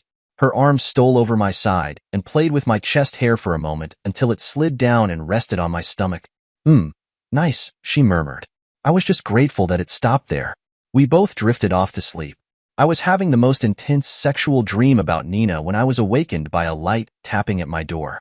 I barely had time to raise my head off the pillow when the door swung open. Keith and Maria Grant looked in. We figured you'd be here, Nina, Maria chirped. Sorry to butt in, Danny, Keith said. As I became fully awake, I became aware to two things. One was that Nina and I were completely uncovered. The other was that Nina's left hand was on my chest. I reached down and hastily tugged the sheets over us. Nina was awake now, but she didn't move. Feeling foolish, I said, This is not what it looks like, Mrs. Grant. Maria smirked. This I gotta hear, Danny. Keith said, We just wanted to tell you that there will be some people here fairly early tomorrow. Or actually today. I'm setting down an old-fashioned alarm clock, so don't expect to get much more sleep. It's almost 5. The clock is set for 7, and the people will be here at 8. No, really, I said to Maria. We really didn't do anything. Or at least I didn't. And we aren't going to, either, Nina pouted. Despite all appearances, we were literally just sleeping together. Keith Grant stared at me. Danny, if you can literally just do that with my daughter, you are a much more resolute young man than I thought. Especially with where her hand is, Maria added. That was an accident, Nina said. I must have grabbed it in my sleep when I was having a wonderful dream. But she didn't let go right away. Not while they were there. The next day, I met with some more of Keith's staff members. I remembered 2 of them from Cargill. I was a bit embarrassed at the way they treated me. I was learning that this hero business seemed to be a permanent presence that affected how people looked at me. By now, to me, the events of the ambush seemed like 100 years ago, but to people who had recently seen the video, it was fresh. And I guess if you had been there too. Like now, these staffers were people with degrees, some of them advanced degrees, who worked every day on important legislation, and I was a complete greenhorn, lucky enough to be given the opportunity to join them. I was grateful to be able to talk to them and to learn from them, but they seemed to think it was an honor to be able to do it. Geez, would I ever be able to get back to being just a regular Joe? I think that this was hero worship of a kind, and I didn't know how that would work on a day-to-day basis on a job. It got so I was hoping for someone to whap me upside the head for being dumb about something, because I thought I was. Sometimes, I was out of my depth in some of this, but they just patiently explained things until I got it. At least I seemed to be picking things up okay. I was pretty sure that I wanted to join up with Keith and his team. I was daunted at the range of things that everyone seemed to think I could master in a short time, but it would not be for lack of trying. Like my father taught me. After lunch, Nina volunteered to drive me back to Walter Reed. I was wary of her since last night. Wary? Hell, I was near terrified of her, or of how she affected me. After her parents had left, she had removed her hand from its resting place, but had snuggled closer and gone to sleep like she was completely comfortable. I did not get much sleep before that alarm went off. I wanted her so much I ached. She had some kind of hook set deep inside me by now, and it wasn't just the sexiness. I'd already shown I could resist that. It was just about everything else about her. What had Maria said about women? We can be very proprietary once we've staked out what we want. I had a feeling I had very little to say about whatever was going to develop between Nina and me. On the way, we talked about many things. She was in graduate school at George Mason University, going for a master's in communications. She wanted to be able to help her father with that aspect of his job.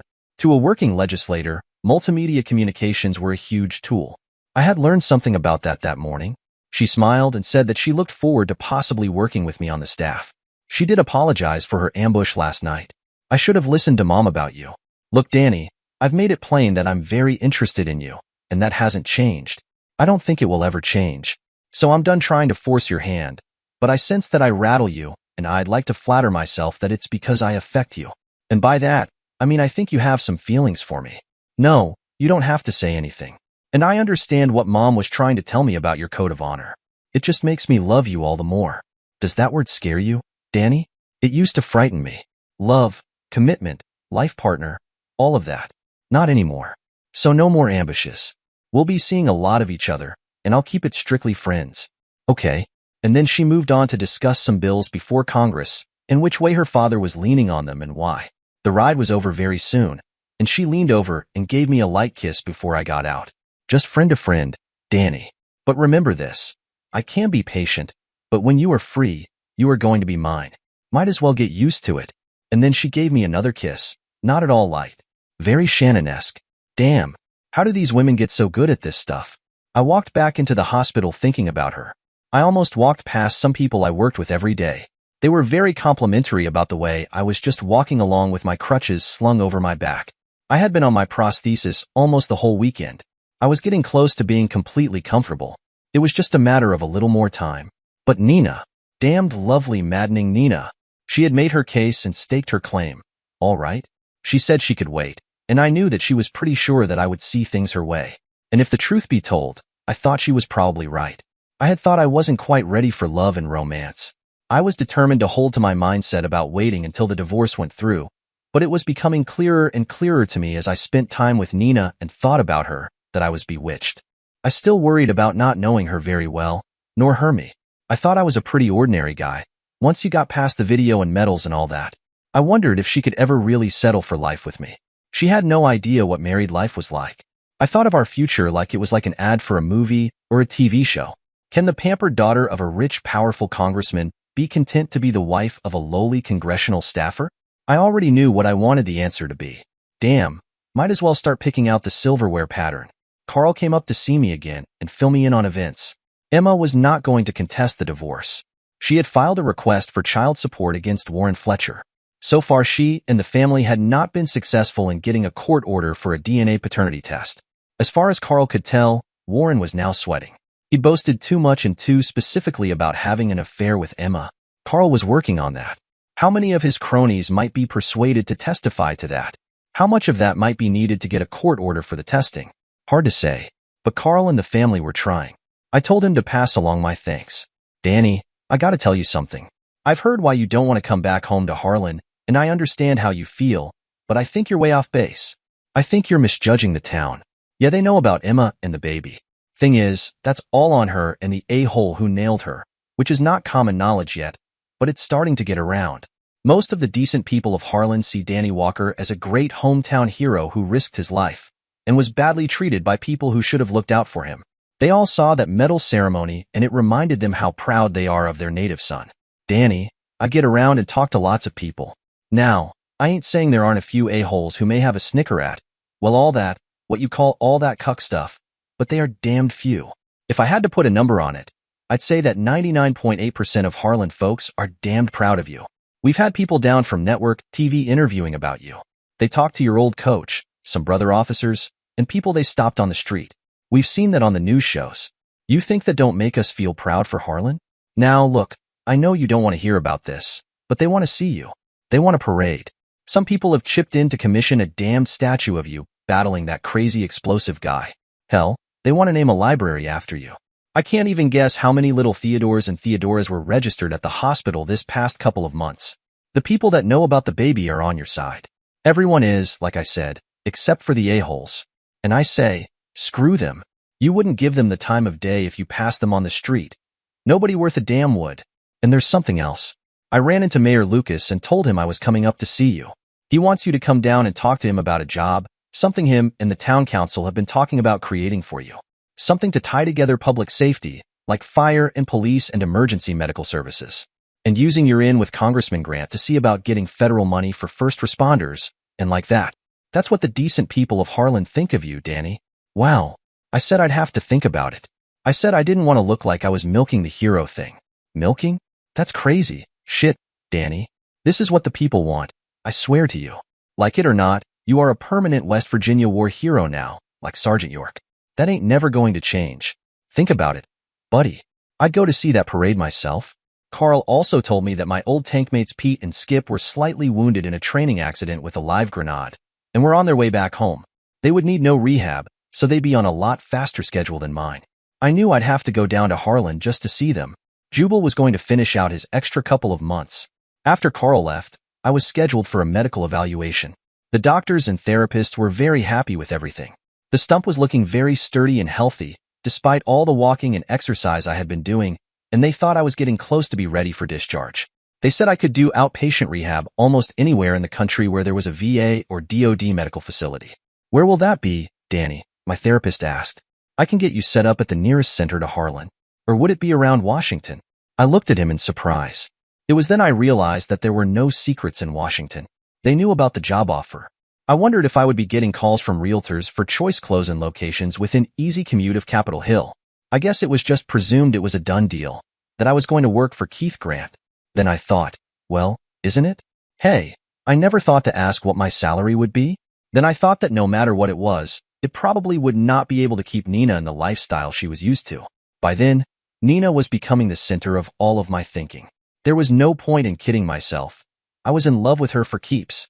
Then I remembered that I had once thought the same thing about Emma, but I put that thought aside. Nina was not Emma. I went from the evaluation session to rehab, maybe one of my last here. I worked on balance and stairs and slopes, both up and down. It was tiring, but nothing like some of the earlier grueling sessions. It wasn't that I was doing less, but that I had greater stamina now. All that gut-busting work was paying off. I began to think about what Carl had said. I called Keith Grant's office, and they said he'd call me right back. When he did, I asked him what he thought about me going back for the parade thing. Danny, I think that would be great for you and them. I get calls and emails all the time asking how you're doing. I'd say do it. They'll make you proud, and you'll make them proud too. Just go along with whatever they want to do. They're very anxious to show you what they think of you. Heck, if I can, I might go down there for that parade myself, but just as a spectator. He said he'd talk to the mayor and get a date for the parade in the next 2 or 3 weeks. I told him about the Harlan job offer idea and said I appreciated it, but that I wasn't interested. I said I definitely wanted to work for him. We agreed that I'd officially start June 1st, just over a month from now. Keith said he'd have his staff send over the paperwork. 1 June would be when I'd be officially full-time, but he wanted me on the payroll now, and so I would want to get the ball rolling on getting me a permit for a weapon and looking into the coursework we discussed. I told him I'd like to ask Nina to come down with me to Harlan. He laughed. Maria's been telling me it was just a matter of time, but I'm delighted to see she was right. You'll have to ask Nina yourself, but I'd bet real American money that she'll be all over it. Maybe I just like to show her off, I said, but it'd be nice to show them that Danny Walker is doing very nicely. Thank you very much. And Keith, to tell the truth, I was looking for an excuse to spend more time with her anyway. We need to get to know each other better. Does the sleeping together platonically count at all? He asked. I recognized the needle, but didn't mind a bit. It seemed that no matter what my misgivings or concerns about possibly marrying Miss Nina Grant were, no one in her family had the slightest objection. Now, I had another, ulterior reason to go back to Harlan. I wanted to look up Warren Fletcher. I was trying to think up a way to beat the crap out of him and get a DNA sample at the same time. I had images of using the kick muscles to bring my heavy steel prosthesis up between his legs to crush his balls. Unfortunately, I couldn't think of any way to get his DNA involuntarily that would stand up in court. Were the rules of evidence different for civil cases? Which is what a paternity case would be. Bringing Nina with me would certainly eliminate my chance for any revenge scenarios. I kept getting invitations from Shannon to go to lunch with her, and I finally took her up on it. I was in uniform, of course. I was still in the army and I had nothing dressy with me, just sweats and shorts and stuff. We met in a fancy downtown Washington restaurant. She told me the tab was on her network and would be considered an interview. She kissed me when we met at the door, but it was more of a friendly kiss than the last one. She was impressed by the lack of crutches. I was on the prosthesis almost all of the time now and was getting better at stairs and slopes. When we went in, the maitre d' came rushing over and led us to a table that put us in the center of all the diners. The people looked around to see who was coming in with the VP treatment. Then they stood up and started to applaud. I said they really put on the dog for network correspondence. Danny, you must be kidding. I'd be lucky to get a table by the kitchen. This is for you. Have you forgotten the video? Just smile and nod and wave. Washington loves its heroes. The hero thing again. Was I ever going to get away from that? I stood and grimaced and nodded and waved like she told me to.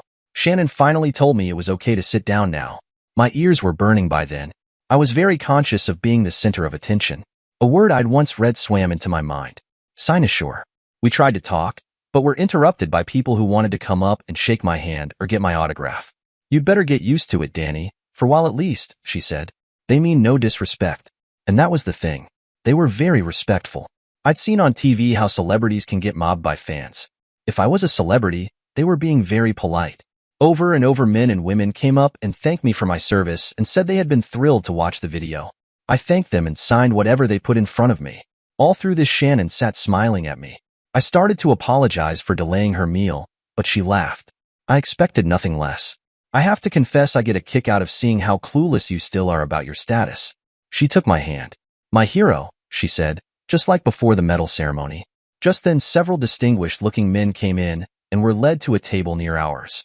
Shannon whispered, "Those are 2 senators and a CNN anchor. They'll be the center of attention from now on, and we can talk and eat in peace." And she was right, except for a few minutes when each of the 3 came over and wanted to shake my hand. We ordered, or rather I let her order for both of us. Then she asked me for a rundown of what I'd been up to. I told her I was about to get discharged, both from Walter Reed and from the Army. "So are you looking at want ads for tank gunners?" She teased. Then she said that she knew about Representative Grant's job offer and that I had accepted it. She seemed pleased for me. "You'll be a very fine staff aide for a straight shooter like Keith Grant," she said. "That benefits both of you. So, how are you coming along on getting that divorce?" "About 5 more months," I said. There was what seemed like an awkward pause. At last I said, "Look, Shannon, I may be reading too much into some things that have gone on in the past, but I feel that I should tell you that you're getting serious about Nina Grant." She interrupted with a smile. "Danny, I've been hearing that for quite some time. There isn't much in Washington that can stay a secret." "Well, I made no secret that I was interested in getting to know you much better, but I can't compete with Nina. She has had the inside track all along, I think. But at least you can satisfy my curiosity about something. Did she really climb into your bed and try to seduce you while you were asleep?" "I heard a rumor." I tried to deny it, but I know my ears were flaming red. Shannon laughed. "God, stay out of politics, Danny, whatever you do. You can't lie worth a damn." "Well, she's a real handful, but you strike me as more than her match, Danny, and I hear that she simply adores you. That's a good place to start. Now, tell me the truth, Danny, and I'll know if you're lying." Your ears will turn red. "Do you love her?" My ears did burn again, but I managed to say, "No comment." "Not bad, Danny. Maybe you might do okay in politics, after all." "Well, I'll say, slightly sincerely, that I wish you both the best." She took my hand again, and I was very conscious of a lot of interested eyes upon us. She leaned across, very close, and put her mouth near my ear. "Danny, dear, if there's any justice in this world, a man like you deserves the best. And if the best for you is Nina, instead of me, well, I'll have to live with that." And she kissed me, lightly on the ear. which did burn again. Then she pulled back. So, when's the wedding? Shannon, I'm still a married man. Oh poo, Danny. Weddings take a lot of lead time. I suspect that Nina and Maria were already well underway while poor unsuspecting you still thought he had any say in it. It's just the way we women work. I just wish I had worked faster. Maybe I should have jumped you in the hospital while you were looking up my skirt. Damn, she could make my ears blush. We finished our meal and parted on the best of terms. Shannon was a damned fine woman. I did go to Harlan, and Nina did accompany me. They gave me a parade and showed me where the statue was going to be. It was based on a freeze frame from the video, the point when I threw myself into the fourth assassin and started driving him back. Pretty melodramatic, for my taste. But Nina pointed out that it was a faithful rendering of the true event. I never get to go to look up Warren. On that trip, Nina rode herd on my every moment, which the townspeople thought was very romantic. She looked and conducted herself like a fairy tale princess, and Harlan loved her. Nobody but me gave a shit about my marital status. They booked us into the honeymoon suite at the big motel off the interstate. The big bedroom had a king-sized bed. And yes, we slept together chastely, but Nina wound up with a handful of me by morning, again, every morning. Two things did happen with regard to Warren within a month of my trip. One was that Mrs. Warren Fletcher came to call on Carl. Yolanda Fletcher was tired of being cheated on so flamboyantly. She wanted to gather evidence of adultery, and instead of going to a detective agency, she went to Carl and hired him. She said she'd heard he was a fine detective. Carl had a great time getting depositions and whatever other solid evidence he could. He told me he was such a fine woman he wanted to do his very best. Yolanda Fletcher filed for divorce grounded on adultery. There was so much swirling around the town about Warren's activities that he didn't even bother contesting it. Women were coming out of the woodwork claiming that he had tried to seduce them and, having failed, had drugged them. There was no way to prove it, but there it was. There were also two children whose mothers claimed that Warren had seduced them and fathered the children. But Warren still could not be compelled to give up DNA material.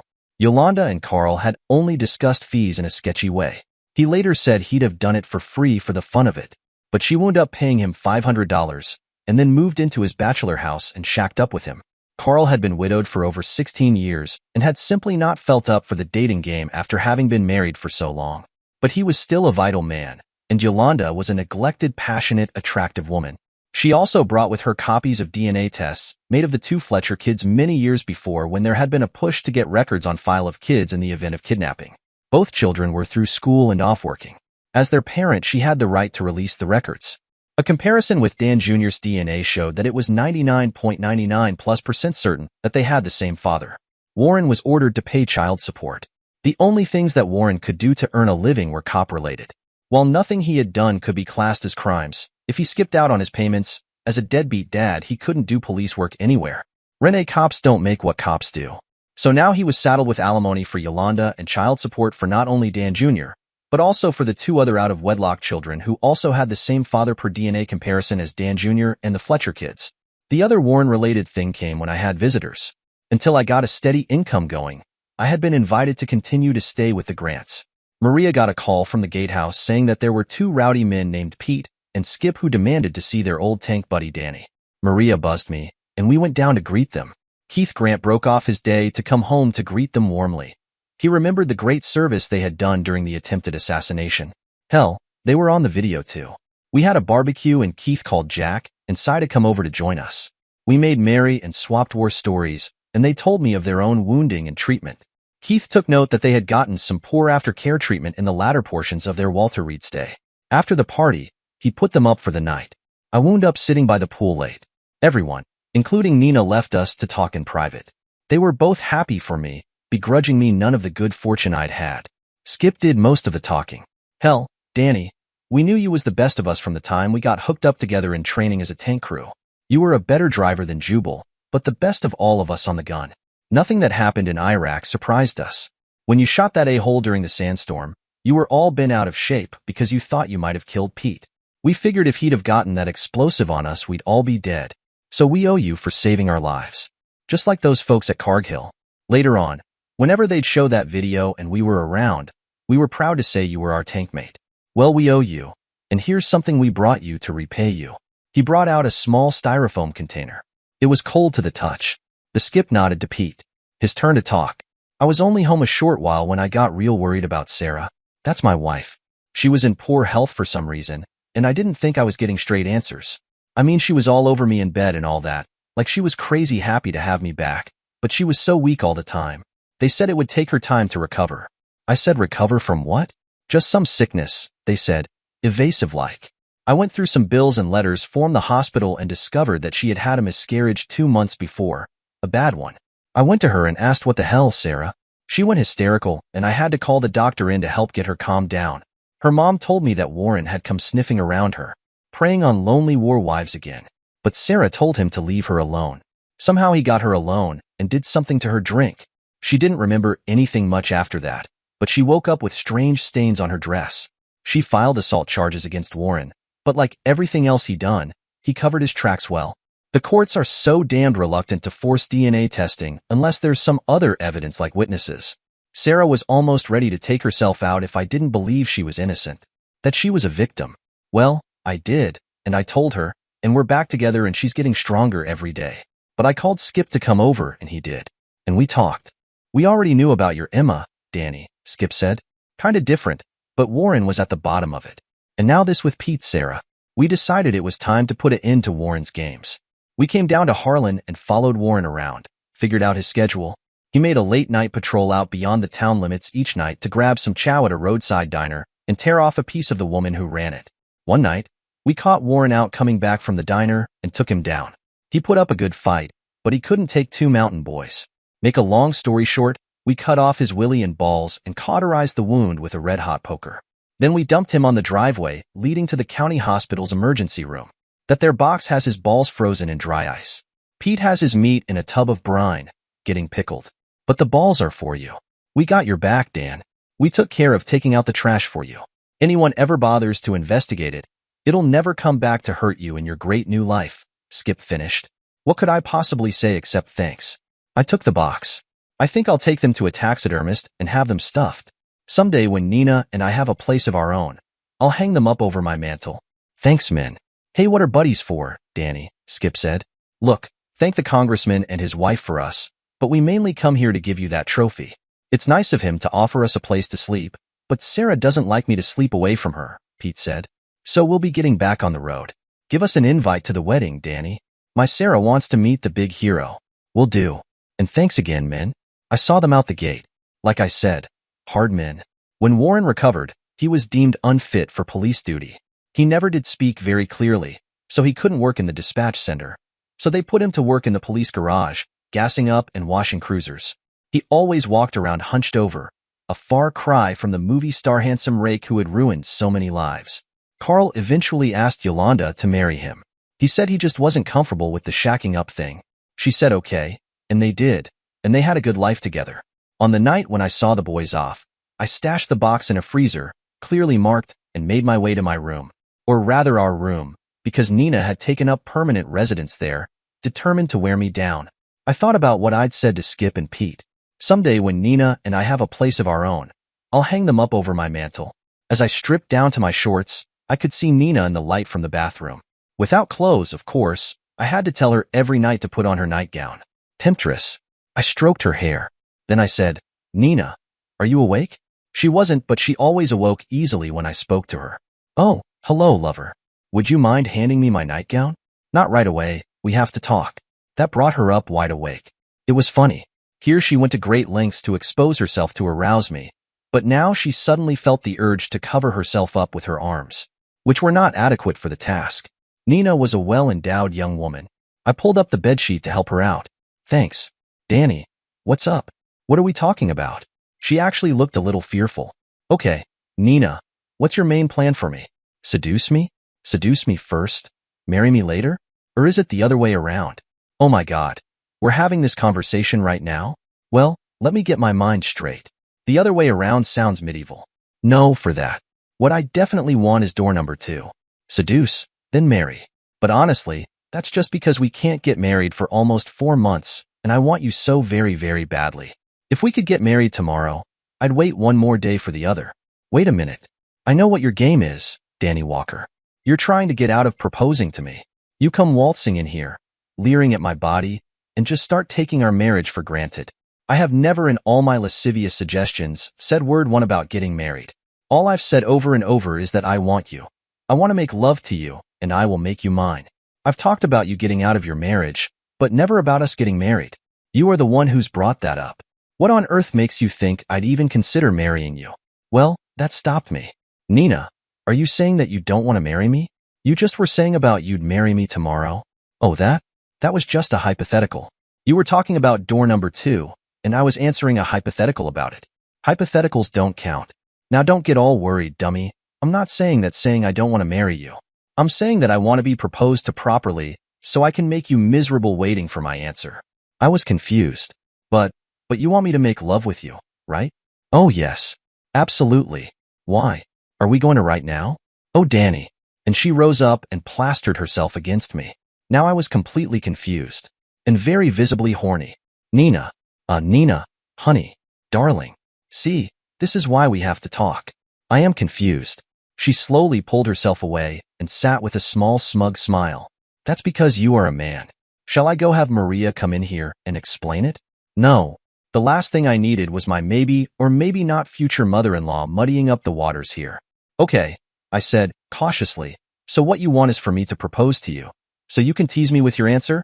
She nodded, all smiles. Okay, Nina. Will? Oh, no you don't, Danny Walker. Did I mention that I was confused? She lowered her voice. No you don't. You are not going to sit here beside me in the privacy of our bed, our sexless bed, may I point out, and mumble out some lame-est will you marry me, babe? That is not what's going to happen. What's going to happen is that we will be at dinner with Mom and Dad and a whole lot of our friends. It may be here or out at a top restaurant, but there have to be lots of witnesses. And you will get up, get down on one knee, take my hand, and then you may mumble out your lame-est will you marry me, babe? In other words, I want you to make a public spectacle of yourself and put yourself at my cruel mercy. See? I saw. I had to snork to suppress a chuckle. And just what is so funny, Mr. Walker? Well, who's going to help me get up when I'm down on one knee? Instantly her mood changed. Oh my God. Would it hurt you to do that? I never thought about your prosthesis. Maybe you could use your other knee? Would that make it easier? Oh, Danny, I didn't mean… Nina, I said, kissing her worried face. I'm actually pleased that you forgot about my hardware. I was just joking about needing to be helped up. I can do it okay right now. In a few weeks, I'll be leaping up from one knee, I promise. Now, I went on, you were having fun with me, and I was loving it. Please go on about how you will torment me waiting for your answer. She sighed and gave me a little gentle love tap with her hand. No, let me think about it a little while more. Okay, I said. That face kissing had been very nice, so I did a little bit more of it. Nina held up her lovely face to be kissed. Nina, let me get a little bit hypothetical on you? She nodded. I was speaking between kisses. Suppose we get past the proposing part and the punishing tormented wait part. Suppose at some point, you hypothetically say yes. Have you ever considered the problems we're going to have with our male children? She opened her eyes. Problems? Male children? What are you talking about? All boys tend to be rambunctious, but that's hardly a problem. No, I mean their physical problems. They will all be born with their lower left leg missing. What? That's the dumbest thing I've ever heard. Why would you think that? I made my face look troubled. Well, I've lost my lower left leg, so that change will be reflected on my Y chromosomes. That's what carries the male traits. When we mate, if my X chromosome mates with your X chromosome, the result will be a beautiful little Nina Walker, as lovely and perfect as her mother. But if my Y chromosome mates with your X chromosome, the result will be a handsome little Danny Walker, only he'll be lacking that lower left leg, because he will inherit that trait from me. I looked at her with the straightest straight face I could manage. I watched Nina as she was struggling to make sense of the complete line of bullshit I had just fed to her. God, she is so lovely, I thought. Now, Maria swore to me afterwards that she wasn't snooping, merely a restless night person who often wandered around the house late at night. It just so happened that recently, since I had moved in, and Nina had moved in with me, her wandering ass often took her down the hall near our door. Not that she was trying to eavesdrop or anything, but she said she yearned to hear the sounds of love and passion. She was not old-fashioned, like me. She couldn't care less about the countdown to my divorce. She thought that Nina and I were young and in love and would get married in due time. She couldn't understand why I was so stubborn. That evening, instead of sounds of love and passion, what Maria heard was, you sick, rotten, a-hole. It'll be a cold day in hell before any of your lame Y chromosomes ever get within 10 feet of mine. She said she distinctly heard the sound of something thudding against the door, just as I yanked it open and slid through. "You'd better run, you sick a-hole," wafted through the opening before I pulled it shut. Then something else crashed against it, something fragile and breakable. I straightened up, laughing, to see the shocked look on Maria's face. I had to hastily tuck, myself back inside my shorts. "Oh, just a little advanced foreplay, Mom. Taking it to the next level," I said. "Maria, I'd say be careful when you go in. Nina has good aim, and she'll be expecting the next person through the door to be me. When you do go in, whatever you do not tell her that I'll be sleeping out in the first cabana." Maria later told me that when she did go in, she'd expected to find her daughter in tears. She said Nina was lying across the bed. "These kids certainly know how to dress for a fight," she thought. She saw that Nina was making convulsive movements and took them for deep sobs. But when she called Nina's name, she came up laughing. When she got control of herself, Nina said, "That's smartass. Oh, how I hate him, Mom." I was stringing him along about making him propose and how I was going to torment him, making him wait for my answer. I had him sweating. Then all of a sudden, he got me off track and he started in being all serious about our deformed male children and... oh, he really had me going there with that complete line of BS. I almost believed him. God, I'm going to kill him when I see him. Well, I am. Where did he go, Mom? He said something about hiding out in the first cabana. In fact, he specifically told me not to tell you that. Oh, he did? Huh. As if I would even consider going there. Nina got up and headed for the bathroom to freshen up and make herself beautiful. He's really funny, Mom. I can play him for a little bit, and then he turns it on me. I hate it, but I love it too. He's exasperating. She turned and headed for the door. Nina, honey? What? Is my hair all weird or something? No, but I don't think you should be walking the halls without clothes. Oops. Thanks, Mom. She quickly put on a fairly modest robe and headed out. Then she stuck her head in the door again. Mom, his divorce will be final the end of August. What did you think about a September wedding? Could we pull one off that soon? Think about it. Oh, and Mom? I think tonight is the night. She went in search of her prey. That would be me. We battled it out. She wanted to and said she wanted to. I wanted to, but said I didn't feel right about it. Eventually we compromised. We agreed to reserve the ultimate intimacy until after the end of August. But that left us a lot of room for a lot of things. Things that I had barely scratched the surface with when I was with Emma. All in all, it was a great relief, and made us after play cuddling all the better. How I loved this girl. To the others, Nina lost a certain amount of a notably edgy quality. She combined her schoolwork with planning and detail work on their upcoming nuptials. When Nina and Maria began working on the guest list, they asked me to join them. They asked me to come up with a list of my friends and other people from Harlan that I'd like to invite. They'd already put down the mayor and other Harlan bigwigs. I said, Carl and Yolanda, Pete, Skip and Jubal. I thought of some others. Then I took a breath and said, Elise, Lloyd, Emma, and my sister, Diane and her boyfriend. I think that's a very good idea, Danny, Maria said. Yes. Time to start healing some old wounds, I think. Nina, why don't you call Carl and Yolanda and get some more names from them? Carl kept telling me there were other people who stood up for my good name. I don't want to leave anyone out. Warren accepted. I went full-time on staff June 1st. It was like jumping into a roaring rapid, but I began to catch on and thought I got into the full flow of operations in a short time. Everyone else on staff was great to me. I found that some of the long talks I'd had given me a head start on things. Keith wanted me along on all trips to his home district and elsewhere in West Virginia. When he was stuck in Washington for committee hearings, I sometimes stayed with him as staff support, and sometimes went down to Keith's district office 32 miles from Harlan. There I monitored and tweaked ongoing projects and oversaw constituent services. I guess, to many of Keith's district's residents, I kind of became the face of constituent services. Keith said that was what he wanted. This was the most basic level of Keith's local responsibilities and brought me into contact with mayors and county councilmen of all stripes and both parties. Politics at the local level.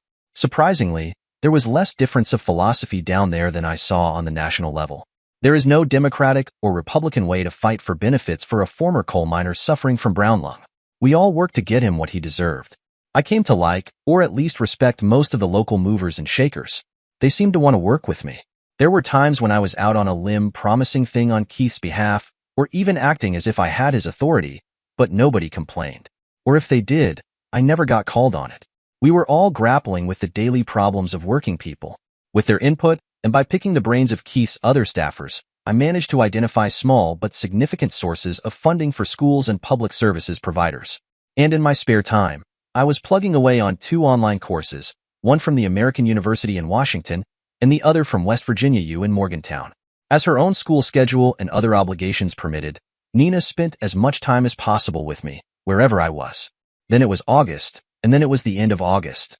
I was in Washington on the 31st, sitting in on a subcommittee hearing on educational opportunities for people with workplace-created disabilities. When Keith was finally able to make it from another hearing, I gave him a quick, whispered rundown on the testimony and questioning thus far. Then Keith told me to take the rest of the day off. Go home, Danny. Not to the library, not back to the office, home. Consider that an order. You've been working yourself to a frazzle. Take the afternoon off and get some rest. I'll see you tonight. So I got into my car with a Japanese name that was assembled in a plant in West Virginia and drove to my home in the big Grant house in McLean. Jack, Cy, and 4 other of the office staff were over for dinner. Nina's 2 best friends, Rhonda and Joe, were also invited. When Keith got home, dinner was just about to be served and Nina and I were already seated with the others. Keith kissed Maria as they walked into the dining room. Okay, Maria, he said. Now what was the big deal and why was I supposed to send Danny home early today? Oh, I think I'll let Nina start. Nina promptly said, Daddy, you'll never guess what came by courier today. Keith looked properly blank. Then he looked at Maria. She said, Danny got the final divorce papers today. As of midnight, last night, he was a free, single man. Of course that will change again in November. November? I thought the big day was supposed to be October 25th, Keith said. Oh no, Daddy, Nina bubbled. There's a delay in getting my gown ready. And there are a dozen other things that will be so much better with an additional 3 weeks to prepare. She was not only bubbling, she was positively glowing, I thought. Keith seemed to take notice, too. He looked at me. I was feeling pretty good myself, although bone-tired. So, Danny, did you get that rest I ordered? Rhonda snickered. Joe covered her mouth with her napkin to keep from giggling. Not hardly, I answered, looking at Nina, who just looked smug. Keith had to smile. Well, maybe you can make up for it with a good night's sleep tonight, he teased. With a straight face, I said, not hardly likely either. The women all burst out laughing. Keith sighed. This afternoon was to make up for what we didn't know about last night after midnight, Nina said. Tonight will be, well, for tonight. Danny, if I want to keep you around long enough for some long-range plans of mine, I think I may have to order you up a cot for your office so you can get some sleep, Keith deadpanned. Oh goody, Nina laughed. Then I'll have another reason to visit you at work, darling. Keith glanced at Maria. I can hardly wait for you 2 to finally get married.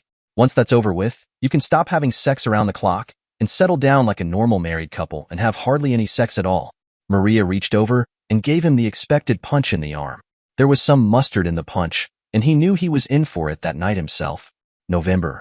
Huh? Well, I guess it's fortunate that this isn't an election year. This time next year, we'll be going through the usual mad dash for votes. By November, we'll be basket cases. Mid-November, we'll just be recovering. You're going to be even busier for the next year plus, Danny. In addition to everything else, I'll have to be traveling all over my district, asking people for their votes. You'll be shadowing me collecting campaign contributions and meeting the political allies that you haven't met already. He waited until we all had eaten, and then tapped his glass for our attention. I've been kicking this around with Jack and Cy and Maria, and I guess it's time to let you all in on it. This next campaign will be my last for Congress. There was a considerable reaction, from myself as well as the others. Was Keith going to retire, I wondered? He was only 54. 3 years from now, our senior senator, Henry Morton, is retiring. He told me that a few weeks ago. We want to keep the Senate seat with the party, and the National Committee has asked me to run for it. I'm honored and excited about it. Old Henry was my mentor of sorts, and I'd be proud to fill his seat and carry on some of his priorities as well as some of my own. We've sized up the likely other party contenders, and I think I can beat them all out handily. It's possible I might be unopposed in the primary, except for the usual wingnuts. So I'm signing you all up for the Grant for Senate campaign. We were all pumped up at the prospect. The noise around the table was excited and happy. Keith's chief of staff, Jack Grayson, tapped his glass. Ahem. Politics is all about choices and consequences. The consequences of Henry Morton standing down led the National Committee to ask Keith to run for the vacancy. But they want to keep Keith's seat safely with the party too. They've asked Keith to recommend the best choice for his successor. Keith? Keith looked around the table. Like any good politician in this situation, I looked around at all the state and local politicians. Danny, what would you think of State Senator Rance Hoskins for my replacement? I thought about it. Well, he's a good loyal man, but he's never shown much interest in national issues. I'd say he'd be out of his depth in Congress. Just my opinion. Jack Grayson named one of the district mayors and asked what I thought. I told them I didn't think so and stated why. Cy threw out 3 more names. These were men and a woman I had met and worked with and respected, but with all due respect, they could never fill Keith Grant's shoes. Everyone named was flawed, in my eyes, and I laid out the reasons for my opinions. It went on like that. I saw Rhonda and Joe and Nina just listening, very interested. The 4 staff members listened too, and several of them were scribbling notes. I was feeling very uncomfortable. Look, I know I am sounding disrespectful of some very fine West Virginia women and men. They're all good public servants. But you pay me for my opinions, Keith, and I have to give them to you cold and hard. None of these people would even be a sure thing to beat off a good contender. But I don't see any towering candidates over on that side, either.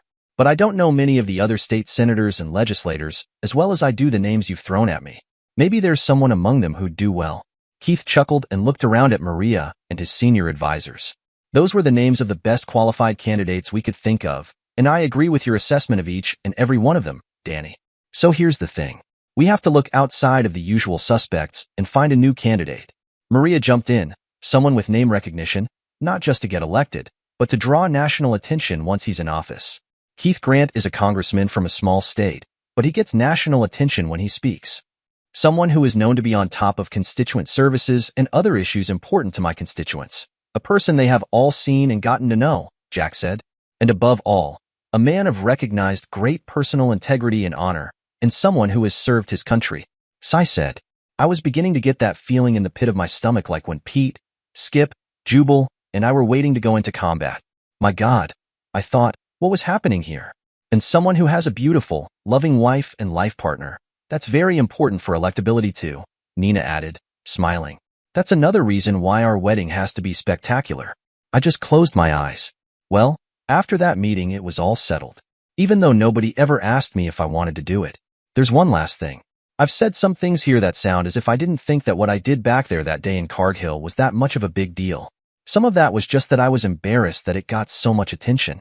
I firmly believe that there were other soldiers and Marines who did things as daring and brave or braver than what I did, but there were no cameras around to make videos of them. I was just lucky, or unlucky, the way I was coming to see it. And at times I got very uncomfortable with that hero label. Like when Keith's staffers made so much of me coming on board, when they were much better at their jobs than I was, until I learned the ropes. And how Nina first got interested in me because I was the hero who saved her daddy's life. Not that I'm complaining about how those things worked out, far from it. Nina would kill me if I did. See, what happened was I got to thinking about me, what impact it had on me, how I felt about everything. I sort of forgot about the other people. Well, I guess some of what I had said got back to Keith. And I think he understood the way I was thinking. It was late in September when I got a note to attend a meeting in one of the nearby conference rooms in the Rayburn building. No specific topic. There were a number of people there waiting when I came in on the dot. I knew many of them. The rest I got formally introduced to later, but I saw their names on name tags as I went around the room. There were Keith, Maria, and Nina, and a sweet elderly lady in a wheelchair, Keith's Aunt Megan, who raised him when his parents were killed. Shannon and her 2 brothers and 1 sister, and her mom and dad. Shannon's top cameraman, Mark Alden, and his wife and 3 kids, and his dad. Shannon's other cameraman, Pedro de la Vega, and his 6 children, a single dad raising 6 kids, and his 2 sisters and their husbands, and his 2 brothers and their wives. And 5 more kids that belonged to Pedro's siblings. And Pedro's mom and dad. They all wore name tags that related them to the first person I named, the people I knew, the people who had been there on that day in Cargill. Shannon's soundman, Evan Harper, and his 2 children and current wife Mary, and his ex, Sandy, plus Brian's Mary's, and Sandy's grandparents, all 6 of them. Shannon's producer, Tom Ralston, his 3 children, his wife Laura, and Tom's dad and mom. Keith's chief of staff Jack Grayson and his wife Annie and their son, a Marine named Chip and Grandma Grayson. 2 other Grants staffers who had been there that day in Iraq, Warren Allison and Francisco Caballo, and their respective spouses Allie and Carol, and their 3 children apiece. Keith said, there are 9 people here who believe they owe their lives to you, Danny. We've all thanked you at one time or another. Now, we'd like you to meet their families. 61 people who have been waiting for the chance to thank you personally for saving the life of someone they hold dear. Each saved man or woman introduced me to their family members, each of whom thanked me for saving their daddy, or mommy, or daughter, or son, or grandson, or ex. Warren Allison's wife Allie taught fourth graders in the Fairfax public school system. She gave me 35 hand-drawn cards thanking me for saving Mrs. Allison's husband's life. Oh, I was simply overwhelmed. I had forgotten the human side in my anger, and sometime annoyance over my own misfortunes, and how I was singled out for special treatment. Tears were streaming down my cheeks by the second child who hugged me and thanked me for saving his daddy. By the end of the meeting, I was on my knees with all of the children gathered around me in a big weepy group hug. I shook hands and hugged and kissed these strangers as they bid me goodbye and thanked me again and again. There was no pretense at stopping the tears as the last of them filed out, leaving me with Keith, Maria, Nina, and Shannon. I wasn't the only adult crying by then, either. I'll dispute the big hero label, but I now knew that I really did do something very good back there in that dusty place. At the end, I was sitting holding flowers and Danny bears. Some more things to put over our mantle, Nina whispered. And, I love you, Danny Walker. And I will until the day I die. Shannon said, Danny, there will be one copy of the tape of this meeting for you, and one for each family. And that's it. I will destroy the master, and we have all agreed to never let the tape be copied. I can't speak for the families, but for us, you will never see it. That is my promise and the promise of my staff. So let me sum it all up again. I'm Danny Walker, now 30, about 20% legally disabled, single but not for long, and currently with a great job and facing a scary future in politics. I've settled most of my personal issues and count myself as one of the most fortunate men in the world. And all because of one crazy day in a place nobody's heard of called Cargill. Oh, and did I mention I'm officially a hero? Yep, got the medal to show for it, too. And I'll be damned proud of it for the rest of my life. Dear listeners, please share your thoughts in the comments section below and don't forget to like, share, and subscribe.